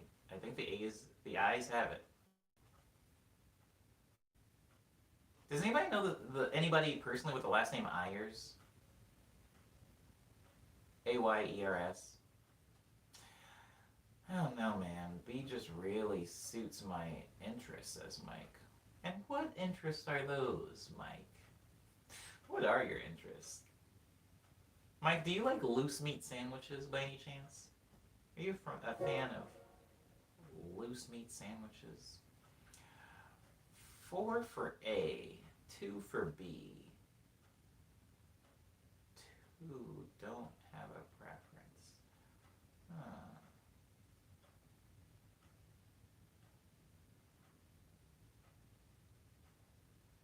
A is a waltz format. Shake my head. It is a waltz format. You're right. It's in 3/4. Crow, which gives me like more times to hit those things. It has like that nice swing to it. But you know, it is. I default sometimes to the waltz when I just want to switch up rhythm. There's a bunch of Ayers here, but I don't know any of them personally. There's a bunch of Ayers in here. Mike says, but then again, the decision is up to the music man with the magic fingers and all of the bowls. Mike, do you or don't you like loose meat sandwiches? I just got back and I don't know what we're talking about. We're talking about music, Ava. Also, Ava, while you were gone, Waffler also brought up your Shark Boy and Lava Girl sequel news. Just want you to know you're not alone. I'll say B to be contrarian. I appreciate you, Ava. Devil's advocate, huh? I've never heard the term loose meat sandwich. Really?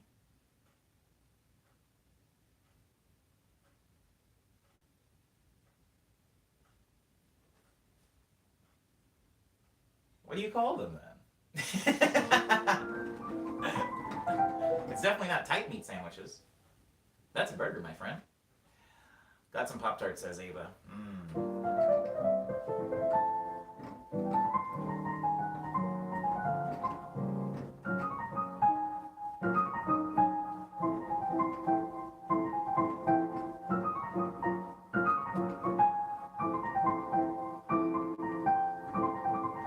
Yo, chords are so weird.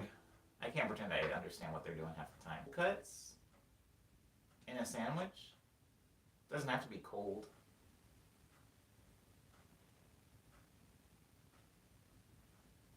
It doesn't have, but I hear you. I hear you. Is a loose meat sandwich just a sloppy Joe? Sloppy Joe is also under the category of loose meat sandwich, yeah. If you're ever eating a sandwich and some of the meat can fall out, but not all of it, you're eating a loose meat sandwich, my friend. If you're ever eating, if you're ever eating, if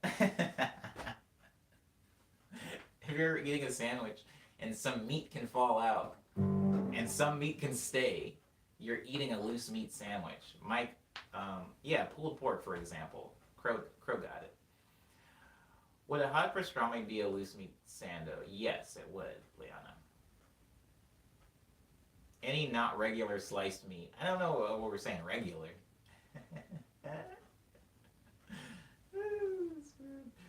Spicy chicken sandwich. Tight meat sandwich. Shredded chicken sandwich. That's a loose meat sandwich. Isn't loose meat just thin sliced meat? It doesn't have to be thinly sliced, Jevly. The thickness. We spent too much time on loose meat, but I think you guys pretty much get it. How many pieces of meat are on the sandwich? And is the meat at risk of exiting the sandwich? It's loose meat. If you've got like a bacon cheeseburger, that's not really a loose meat sandwich, is it? It's tight meat with strips of meat garnish. I feel like any meat can fall out of a sandwich. Says Lindsay. I want to go ahead and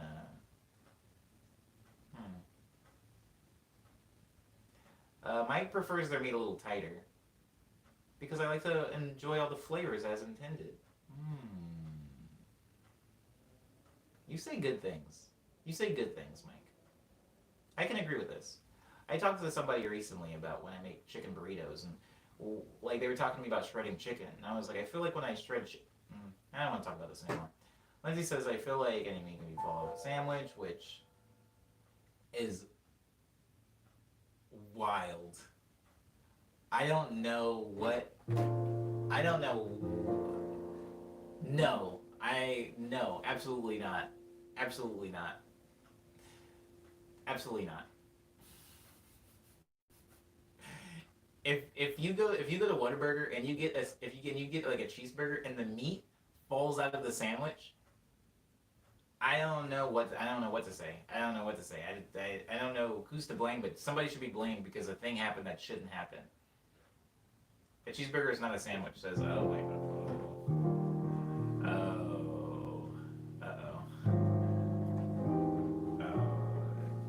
Okay, all right, Lindsay. All right, a chicken sandwich then.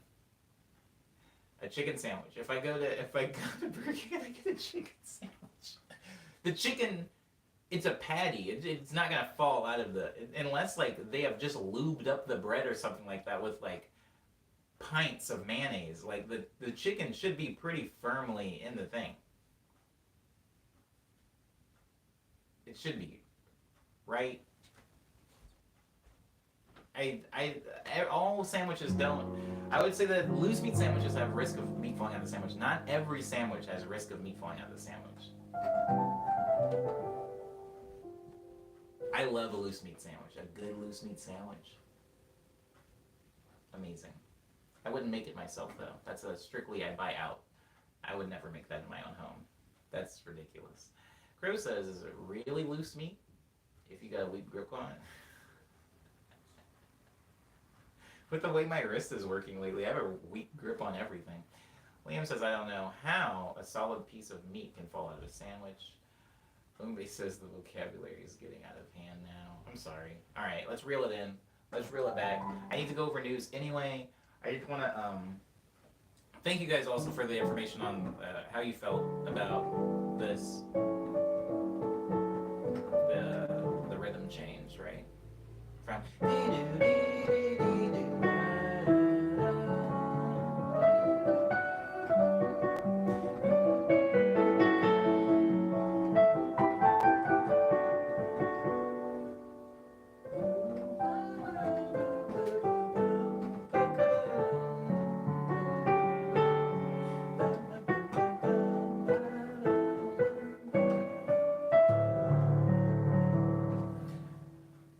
Hmm. I'll work on it. I'll work on it, Liana. I'll work on it. So I had to make all my thumbnails yesterday. I made all the thumbnails all the way through episode 300, and whoa, sorry. I'm sitting in the sun, and my you know what that specific smell that clothes get after you iron them, like the smell of like hot linen. I'm sitting in the sun, and my hoodie's starting to exude that smell. Anyways, I have started making preliminary changes and whatever to for season 3. And I do need to get on the ball. I am kind of spread a little thin because I'm working on a lot of other stuff, but I haven't forgotten about season 3, and I am working on it. And so, um, the five, the five what? The production stream that happens every 5 streams is going to have some slight changes to it as well. Most of the changes are just going to be very, very minuscule, small, tiny aesthetic changes. Nothing really major going on there. But I do want to, in season 3, introduce, like I said before, oh, are you really dying again? Is my monitor really dying again? That's so annoying. Anyways, oh, it's not? I want to introduce scheduled segments. And when I say scheduled segments, right now, I would say that the stream has a shape. It has a shape, whereas the same things kind of happen in the same order. Like I always have my greeting. I always have some form of the medley.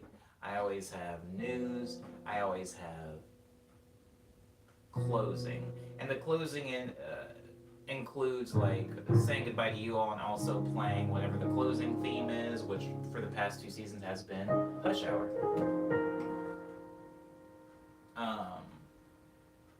Must be nice being in a sauna of an apartment. Yeah, welcome to Los Angeles, Bay. Liam says summer or winter. What? What are you talking about? Fall. I choose fall. Gotta dedicate your, dislocate your wrist and pop it back into place, Bay. If you want the pain to go away, trust me. I dropped out of school for a reason. I also dropped out of school. We're buddies. Mike says, dude, what part of LA are you in? Over here, it's like 8 degrees. I'm in the part that's not 8 degrees. I'm in the part that's not that. Whatever you just said, I don't know if you live... Do you live in LA, or do you live... Do you mean like Louisiana? Because I know sometimes when... I know that's also an abbreviation, right? I don't know if anybody ever says that out loud. Somebody says it's 35 degrees outside, but it's like 85 in my room. Feels gross. I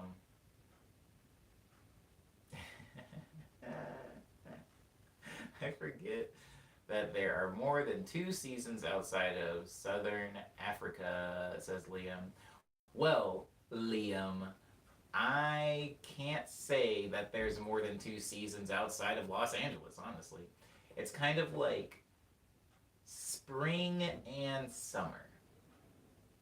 Fall doesn't really exist, and neither does winter.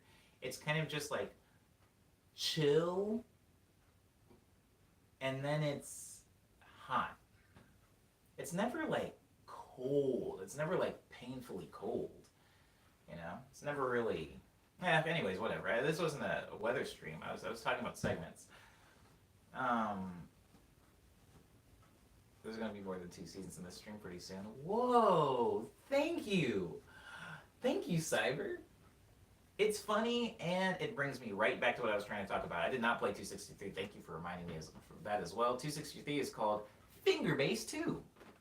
Just want to remind everybody that finger slap bass was yesterday's sound. It sounded like this, very quiet. Oh wait, it's not actually that quiet.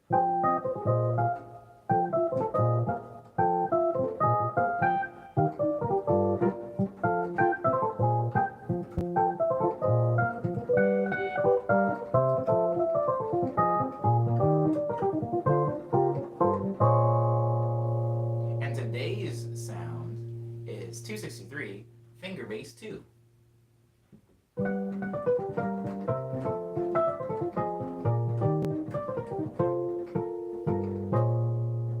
Sounds quieter than the other one. Today's sound, yesterday's sound. Today's sound. Yeah, it's just a little bit quieter, I think.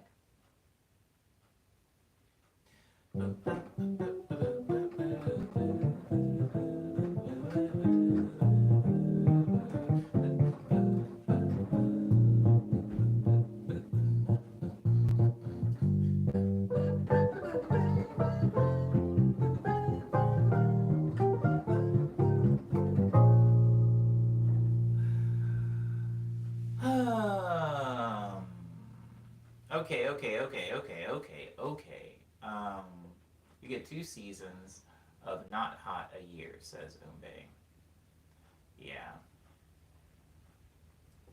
In Zimbabwe, it's the difference between being able to wear a long sleeve and dying of heat stroke if you're anything heavier than a t-shirt and shorts. Oh, that sounds awful.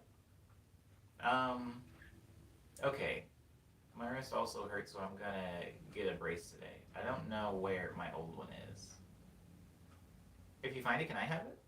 Anywho, for the segments, I'm thinking right now in season 2, more so even than season 1, there was the things that I did in the stream: the greeting, the medley, the talking, the news, and the closing. Those are the segments of the current stream. Now, having different segments is easy, right? All it is I have to remember, or somebody has to remind me. Thank you, Cyber. Somebody has to remind me. But doing segments in like an OBS stream is very visual. Like it's a thing that I can do very visually. You guys can see the segment happening. The segment can have a look in the same way that right now on the Friday stream, there is the beginning of the streams, splash page is different obviously than the Fruity Loops part of the stream. The part of the stream that's focused on the top-down image of my hands playing like piano is a different visual look than the closing of the stream. The closing of the stream on Friday is a video that I shot for Skylark at the Grove in West Los Angeles. Whereas in the Monday through Thursday stream, all the segments for the most part kind of look the same. It's just me sitting here, There really isn't any evolution or visual shifts for the segments. And so if we were going to go, and I know a lot of people have divisive opinions on this, but if we were going to go for a higher production value, lower frequency Monday through Thursday stream, maybe I'm able to incorporate a lot of the visual changes that would exist on the Friday stream. Mm-hmm. Or, again, we're still a ways out from it. We still have a little bit over 30 streams to get through, but maybe it is the physical segments where I have little cards that I hold up, embracing the jank, so to speak. I haven't come up exactly with what that is, but if I'm doing segments, because Lindsay asked, what kind of segments were we thinking of, or was I thinking of? Well, I'm probably going to bring back Rex as a segment. Bring back recommendations, even if it's just a song recommendation, instead of like doing the whole like movie and song and book thing. Maybe if it's just a song recommendation, maybe I just do that. I might bring that back. Yes, pulling a card from under the piano, exactly. Like prefab sprout. Oh, actually, if somebody wants to listen to a song, listen to Prefab Sprout. They have a song called, maybe it's called Albuquerque. I think it's called Albuquerque. It's very good. If it's not called Albuquerque, if you Google Prefab Sprout and the word Albuquerque, it'll bring up this song. It's a very good song. You can do a Q&A, like have a Discord section for questions, and you just like read 5 of them from a medley. Ooh, Umbe, that is a very, very good idea. However, Umbe, I think that would be a very good idea if we weren't already talking all the time, right? I feel like if I did this Umbe, I would just have to stop answering questions ever. And I feel like I allow people to just ask stuff and then I'll usually address it. Unless it's a whack question. But like they should just answer it. So if I was going to do that and take on that very, very good, very, very cool idea, I would probably cease answering questions.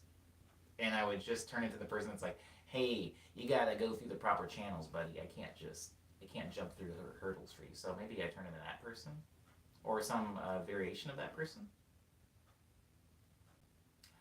Um,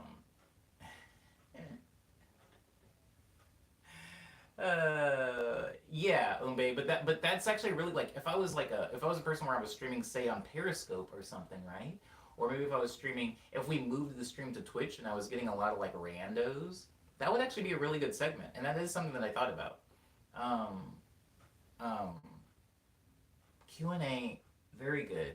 I like that recommendation. I also like somebody talked about calling in segments that would have to be more of just a Friday thing because noise and everything. But I thought about for Friday having a Discord like call-in function where I make a designated channel where I can do voice chat and someone is picked and whatever that ends up being, whether it's a Q&A or it's just a conversation or it's an anecdote or maybe somebody gets the chance to share something on live stream. I'm not exactly sure. I'm not exactly sure what that means, but I'm saying now that I am going in on segments. So right now we've talked about what the stream looks like. My closet door is closed. Yeehaw. There's like a photo. There's one photo that's currently out of frame almost. There's a photo up. Things here are happening slowly. Maybe I get another plant if the current one I have doesn't die. Maybe I get another plant and it goes right here somewhere. I don't know, guys. I'm just spitballing at this point, but I am saying, what am I saying? I'm saying that part of the stream is we've taken the suggestions and I'm changing things very, very slowly. That's gonna be gradual. It's not gonna be like this start of season 3. This is dope. It's gonna happen very, very slowly over time. Probably midway through season 3, this will look a little bit different. But for right now, whatever. I can only do so much so fast.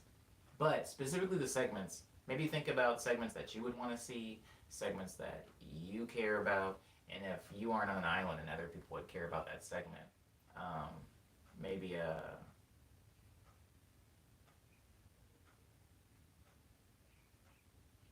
oh, word. Oh, I thought I did answer that. Maybe Taylor asked me that, and then I answered it. Um, I've only watered it once since I have it, and the soil's like not dry yet, so I haven't watered it again. But yeah, that's the that's the answer. Oh, that's sad. I don't like looking at it anymore. Mike says that's unless you randomly pop off and become for no reason rich for no reason other than because what? Wait, what? Can I consider the that cactus an industry plant? Wow. What cactus?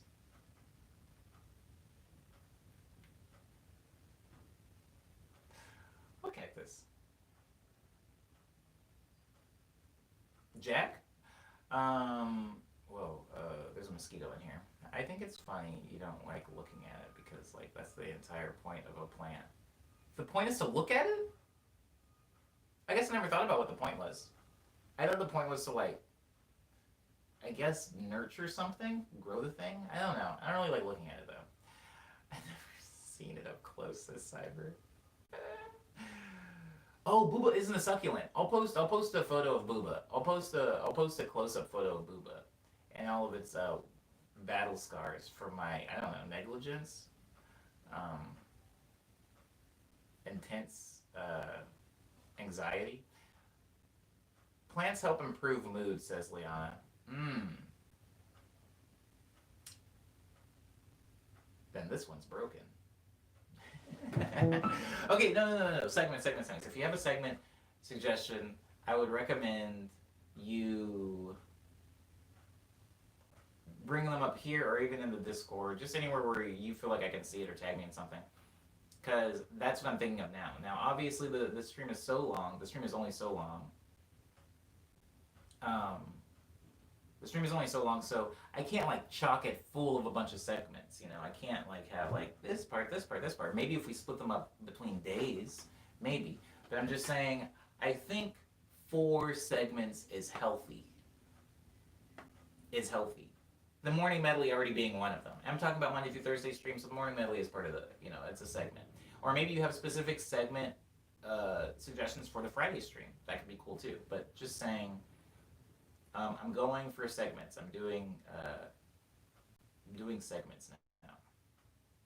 And morning medley is one of them. The news is one of them. So 2 more segments maybe we can add.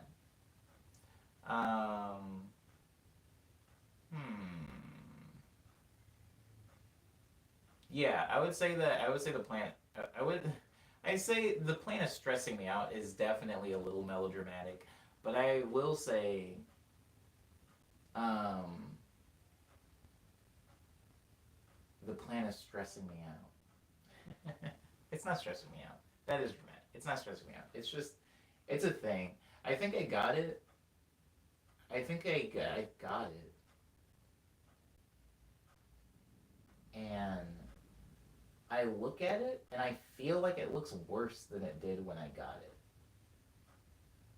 And I can't tell if I'm just looking at it too much and I'm manifesting bad things. I don't know if plants eat bad vibes, if that's what they do. And since I'm just a giant bad vibe, if it's like eating my vibes. What about song advice? You could review you could review viewer songs and give pro tips. Well, Umbe, as a professional, I do feel like I can give a tip. This would be really good for maybe a Friday stream. Maybe.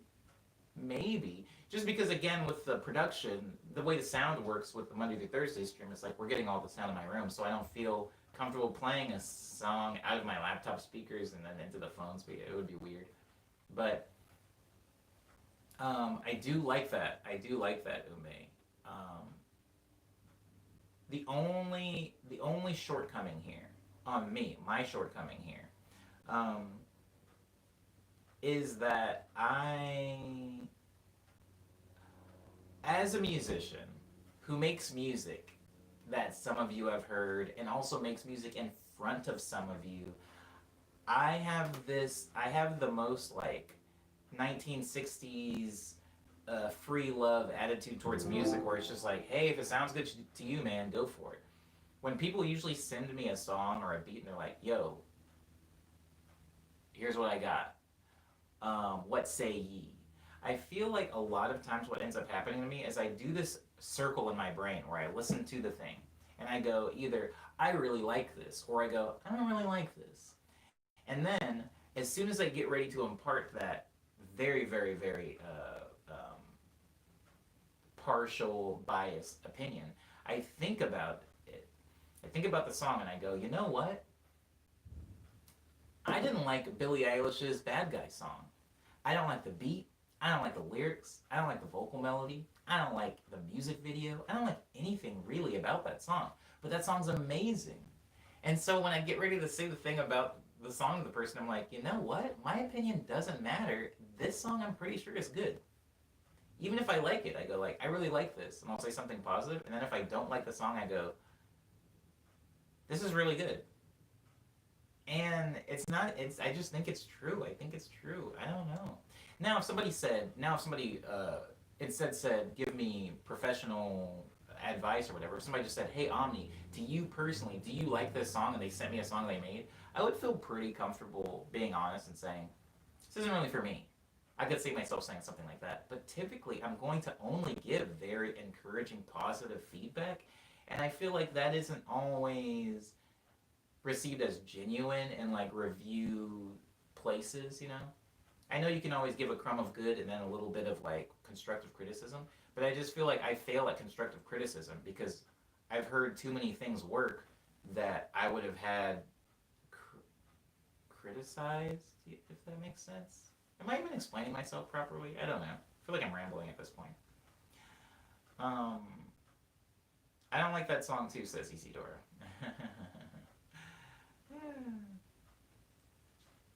Your phone has a headphone jack, so theoretically all... Ooh, Cyber knows what kind of phone I have. Theoretically, all you need is a lav mic.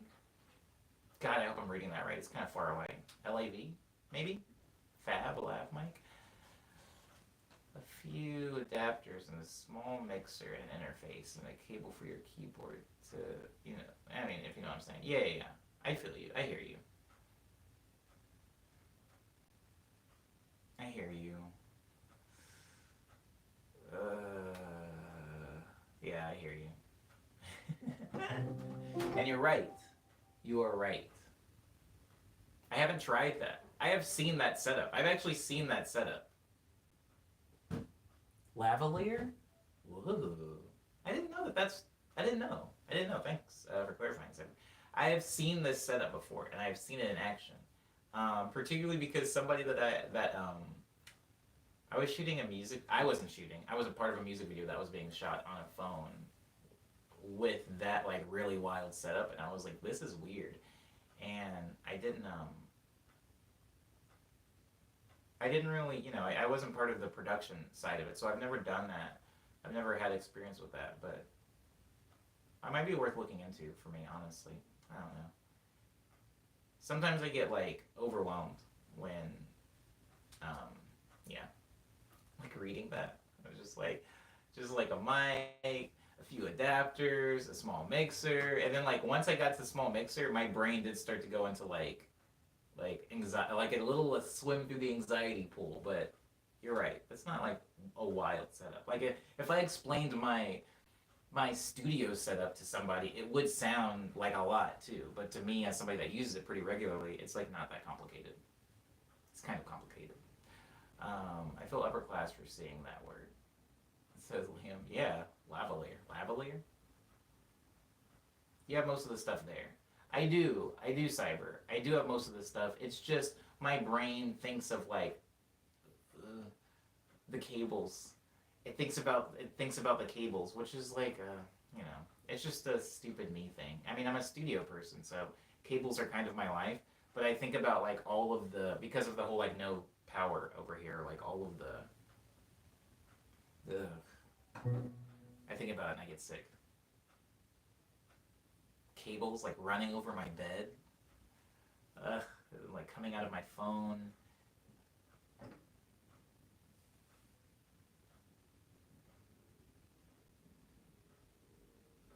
And then I would, yeah.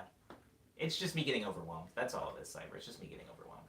I'm sure if this was the path I ended up going down, I'm sure if I just broke it down into very, like, buy this thing this week, save up, maybe buy this thing in, like, 3 weeks. If I broke it down like that, maybe it would be a little bit more digestible. But I think my brain is just, like, bad. It would be one cable from the phone. It would be one cable from the phone. You're right. I'm just thinking of,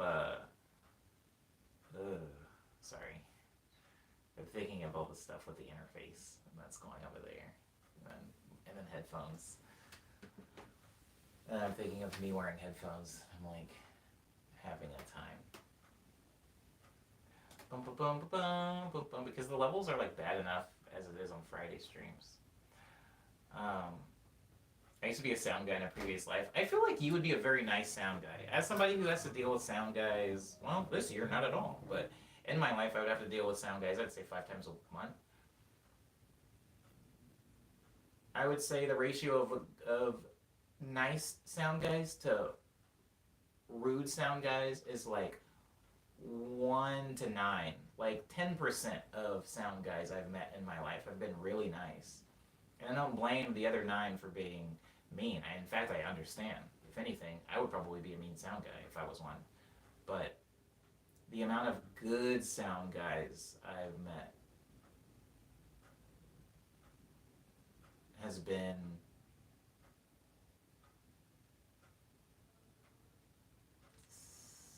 I don't want to say that. That's mean.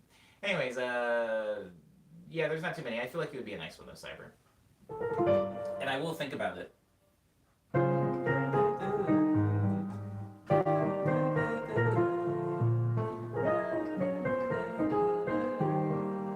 That's the wrong chord, and I can't figure out what chord goes there. Oh. Found it on accident.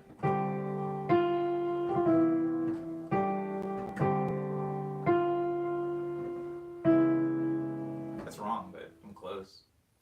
I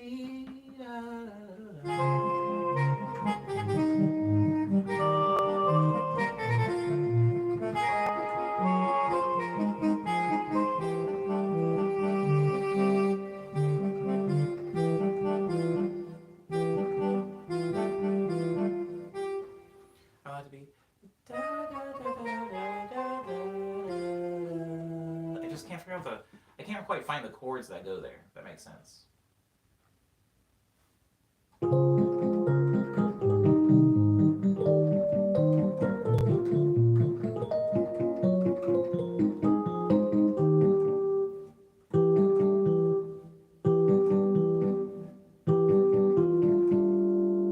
That's wrong.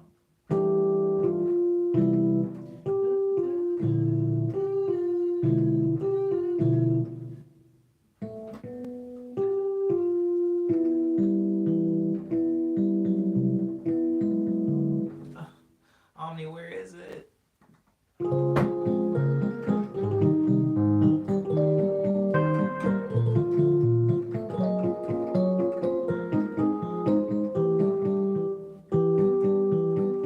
The last 2 chords are like really eluding me for some reason.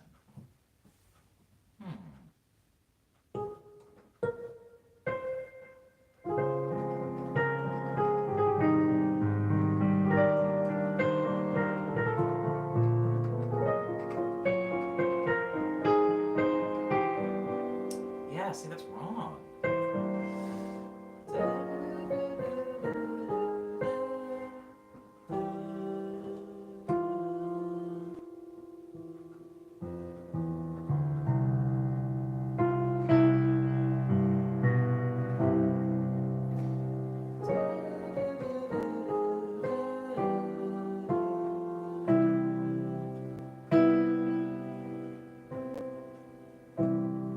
Maybe that's what I'm doing wrong?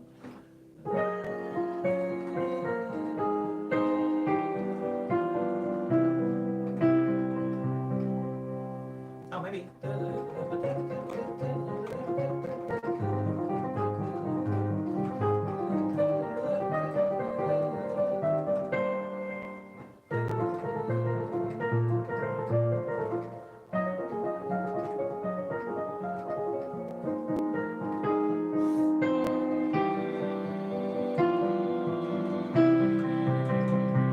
I think that's it. It just doesn't sound as satisfying to me for some reason.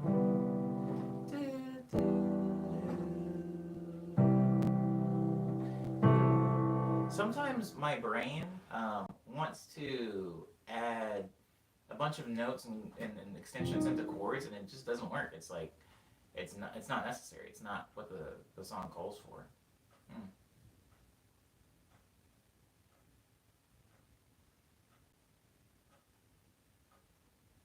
What happened? What happened, Crow? Crow, what happened? I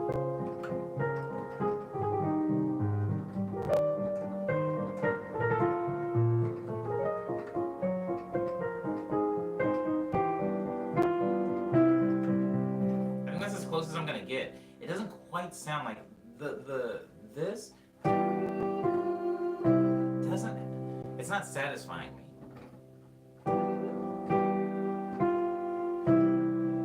Closer. This chord. Maybe that's what it is. Fast Waltz and change the key up. Oh, word, word, word. That's true. This is true. Change the key up.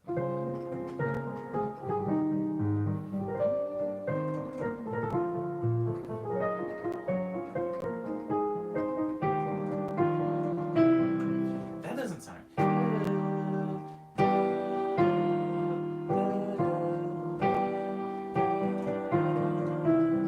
Maybe, maybe. I've kept you guys here long enough.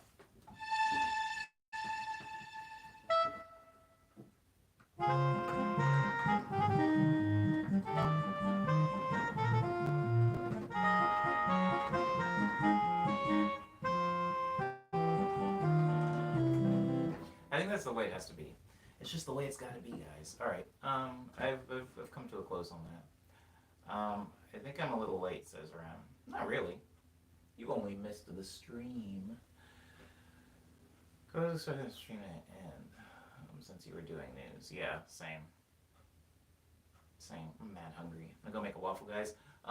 Back to the news. I do have a nice stream out, which is like bebop jazzy type music. I also have Tall Tales out, which is more experimental Omni Boy music.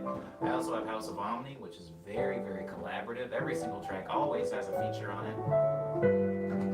Then I have the Dream series starting with Nice Dream, which is like indie pop, and then Love Dream, which is like a love story told in album form. And then that's followed by Speed Dream, which is a different type of story. Not love-based, but racing-based. Go check that out if you get a chance. It has 22 tracks on it, I believe. But since it's kind of like an audiobook, some of the tracks just fly by, so don't worry about it. As far as what comes after Speed Dream, it's followed by Daydream, which is very orchestral.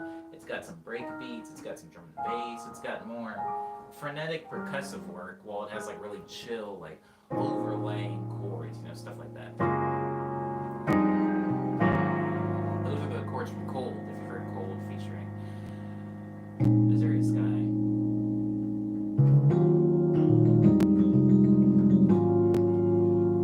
That was followed by a body of work called Lush Dream, which was, you know, a lot of people call it lo-fi hip-hop. I do not. I call it chill beat.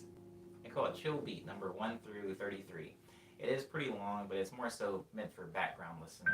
So check that out as well. And that was followed by 2 sister EPs, one called Quick Breath, which features a more wide array of like upbeat music that I can make. And then that was followed by Ego Death, which was the exact opposite of that, which was more ambient, laid back, darker, sadder music. All my music's sad, whatever. You can hear all those things on Bandcamp, SoundCloud, Spotify, iTunes, Apple Music, Google Play, Amazon MP3, Tidal, Group, Deezer, Pandora, Napster, and YouTube. We're here on YouTube right now. We're on YouTube. I have some quarantunes. I have some tracks up. I have some remixes. I have some videos. Go check those out if you ever get a chance. I do have them saved in some neat little playlists. Neat little playlists. Somebody was talking recently about dark music, sad music. They didn't use the word sad, but they said dark. And it was interesting because I would consider most of my music dark. And the two people were arguing, they were disagreeing on what dark music was. What is dark music, right? You ask everybody, you can kind of get a different answer. And it depends a lot on what those people's focus is in music. You know, if you're somebody that really, you listen to a lot of hip-hop, maybe you're a singer, maybe you focus on lyrical content. So when somebody says, this song is very dark, you're listening to the lyrics and you're like, yeah, this song is about a breakup. Maybe you're a more instrumental person. Maybe you play an instrument. So when somebody says dark, you're listening to, you know, really bright and uplifting chords as opposed to like, you know, darker, more like sad chords, you know.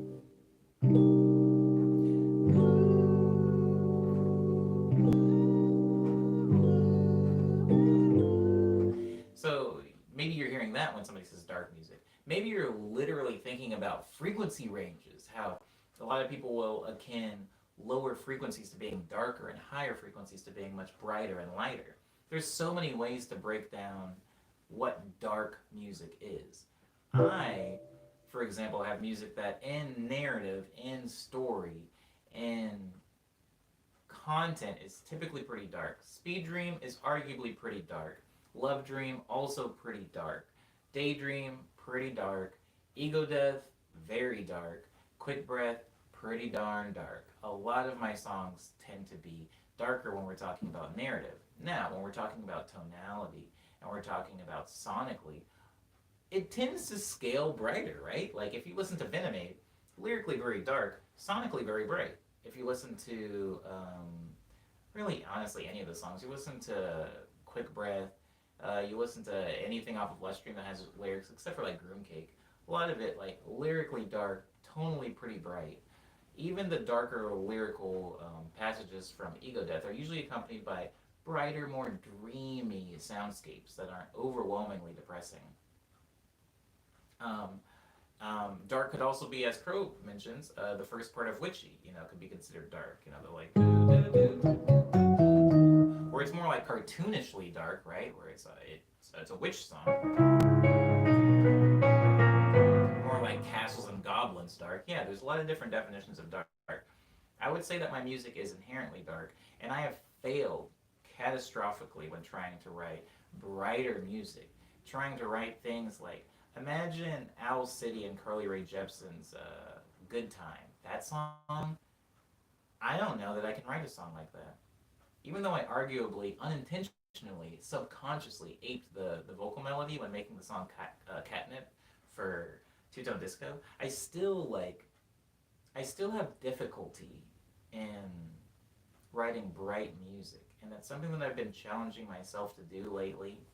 And if I'm being transparent, to no avail. I have not been successful in this attempt. You just gotta find your muse, says. I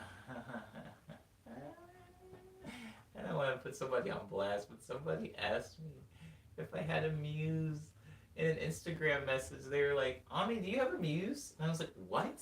And they were like, is there love in your life? And I was like, what? No, not really, I guess. And they were like, that's weird that you can make music. And that was the end of the conversation. And I was like, oh crap. I guess that is a thing. I think some people do struggle to make art when they aren't in love or they don't have a muse. But I guess my muse is bills. My electric bill is quite the muse when it gets pretty close. I mean more so something that inspires. Yeah, for sure. For sure, Liana. I know. You meant it in a more aromantic, just basic inspiration way. But yeah, I don't necessarily, I don't know that. I thought you don't respond to Instagram messages. This was by somebody I know, Cyber. This was by somebody I know. So it's different. Like, I've met this person. Sometimes I'll reply to an Instagram message if I know the person. Sometimes I'll reply if I don't, actually. I don't. I feel like it's better for everybody if I say I never reply to Instagram messages so that people don't get upset when I predictably don't do it. But yeah, this is like somebody that I hadn't seen and like they're also a producer, by the way, but I hadn't seen them since 2016, 4 years, like a good while ago. I hadn't seen them in a while, and so when they like out of the blue messaged me like, "Hey, do you have a muse?" I was like, "What the heck? What?" Not even a "How are you?" Not a "Hey, Omni, you're still alive, yeah?" Yeah. Do you have a muse? Is there love in your life? I don't know how you make music. Anyways, yeah, that kind of wraps up the news. We're still building season 3 slowly but surely, and we're also marching ever closer to the 300th stream. So thank you guys for your input on what I can change going into season 3. Right now, the focus is segments, I think. Yes.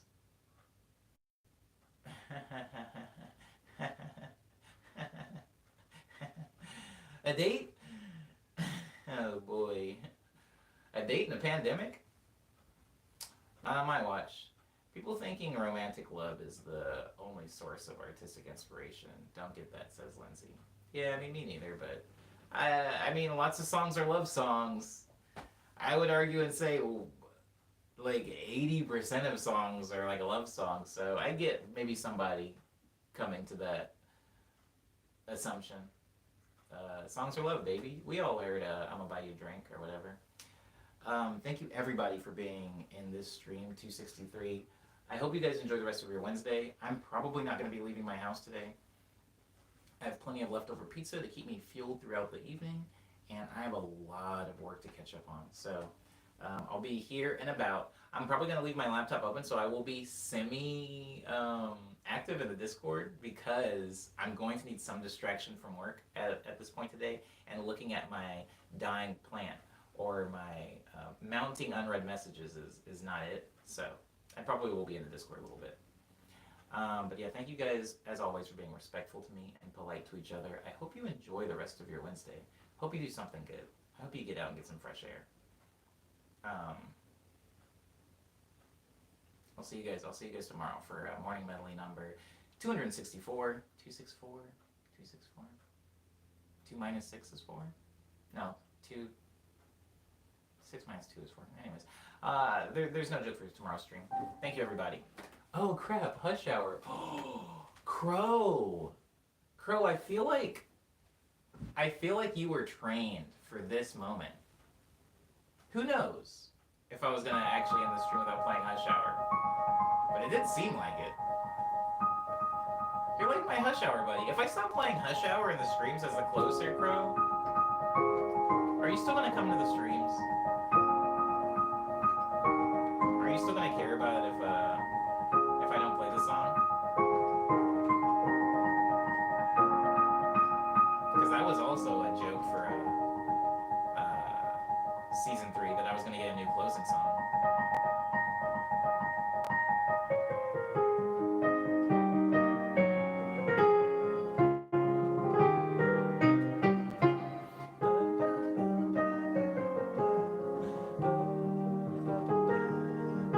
I hate buying bacon, guys. I had to buy bacon yesterday. Bacon's the only thing that I buy and consistently am torn whether I'm making the right decision or not.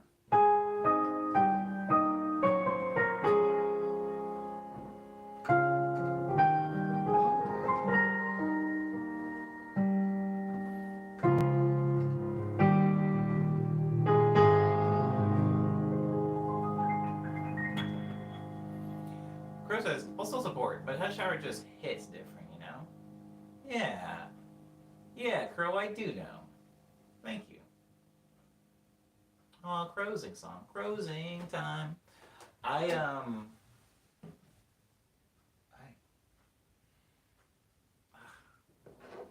This towel has never touched my body. And I have so many towels in my room that are specifically for covering keyboards that have never touched my body, and I love them. Alright. I'll see you guys in tomorrow's stream. Hold on. By the way, Buy You Drink is one of my favorite T-Pain songs because the instrumentation and the progression is out of this world. Oh my god. Don't get me started. I could do a whole breakdown on Buy You. I can go do a whole breakdown on a lot of T-Pain songs, actually, and why he's people need to put more respect on T-Pain. People put a lot of respect on T-Pain, and it's still not enough. People need to put near Stevie Wonder levels of respect on T-Pain's name. That dude's wild.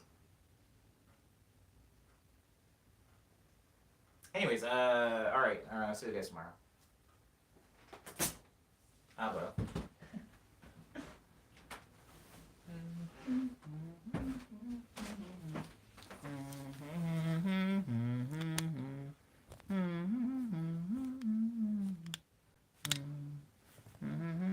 Oh, it didn't turn off.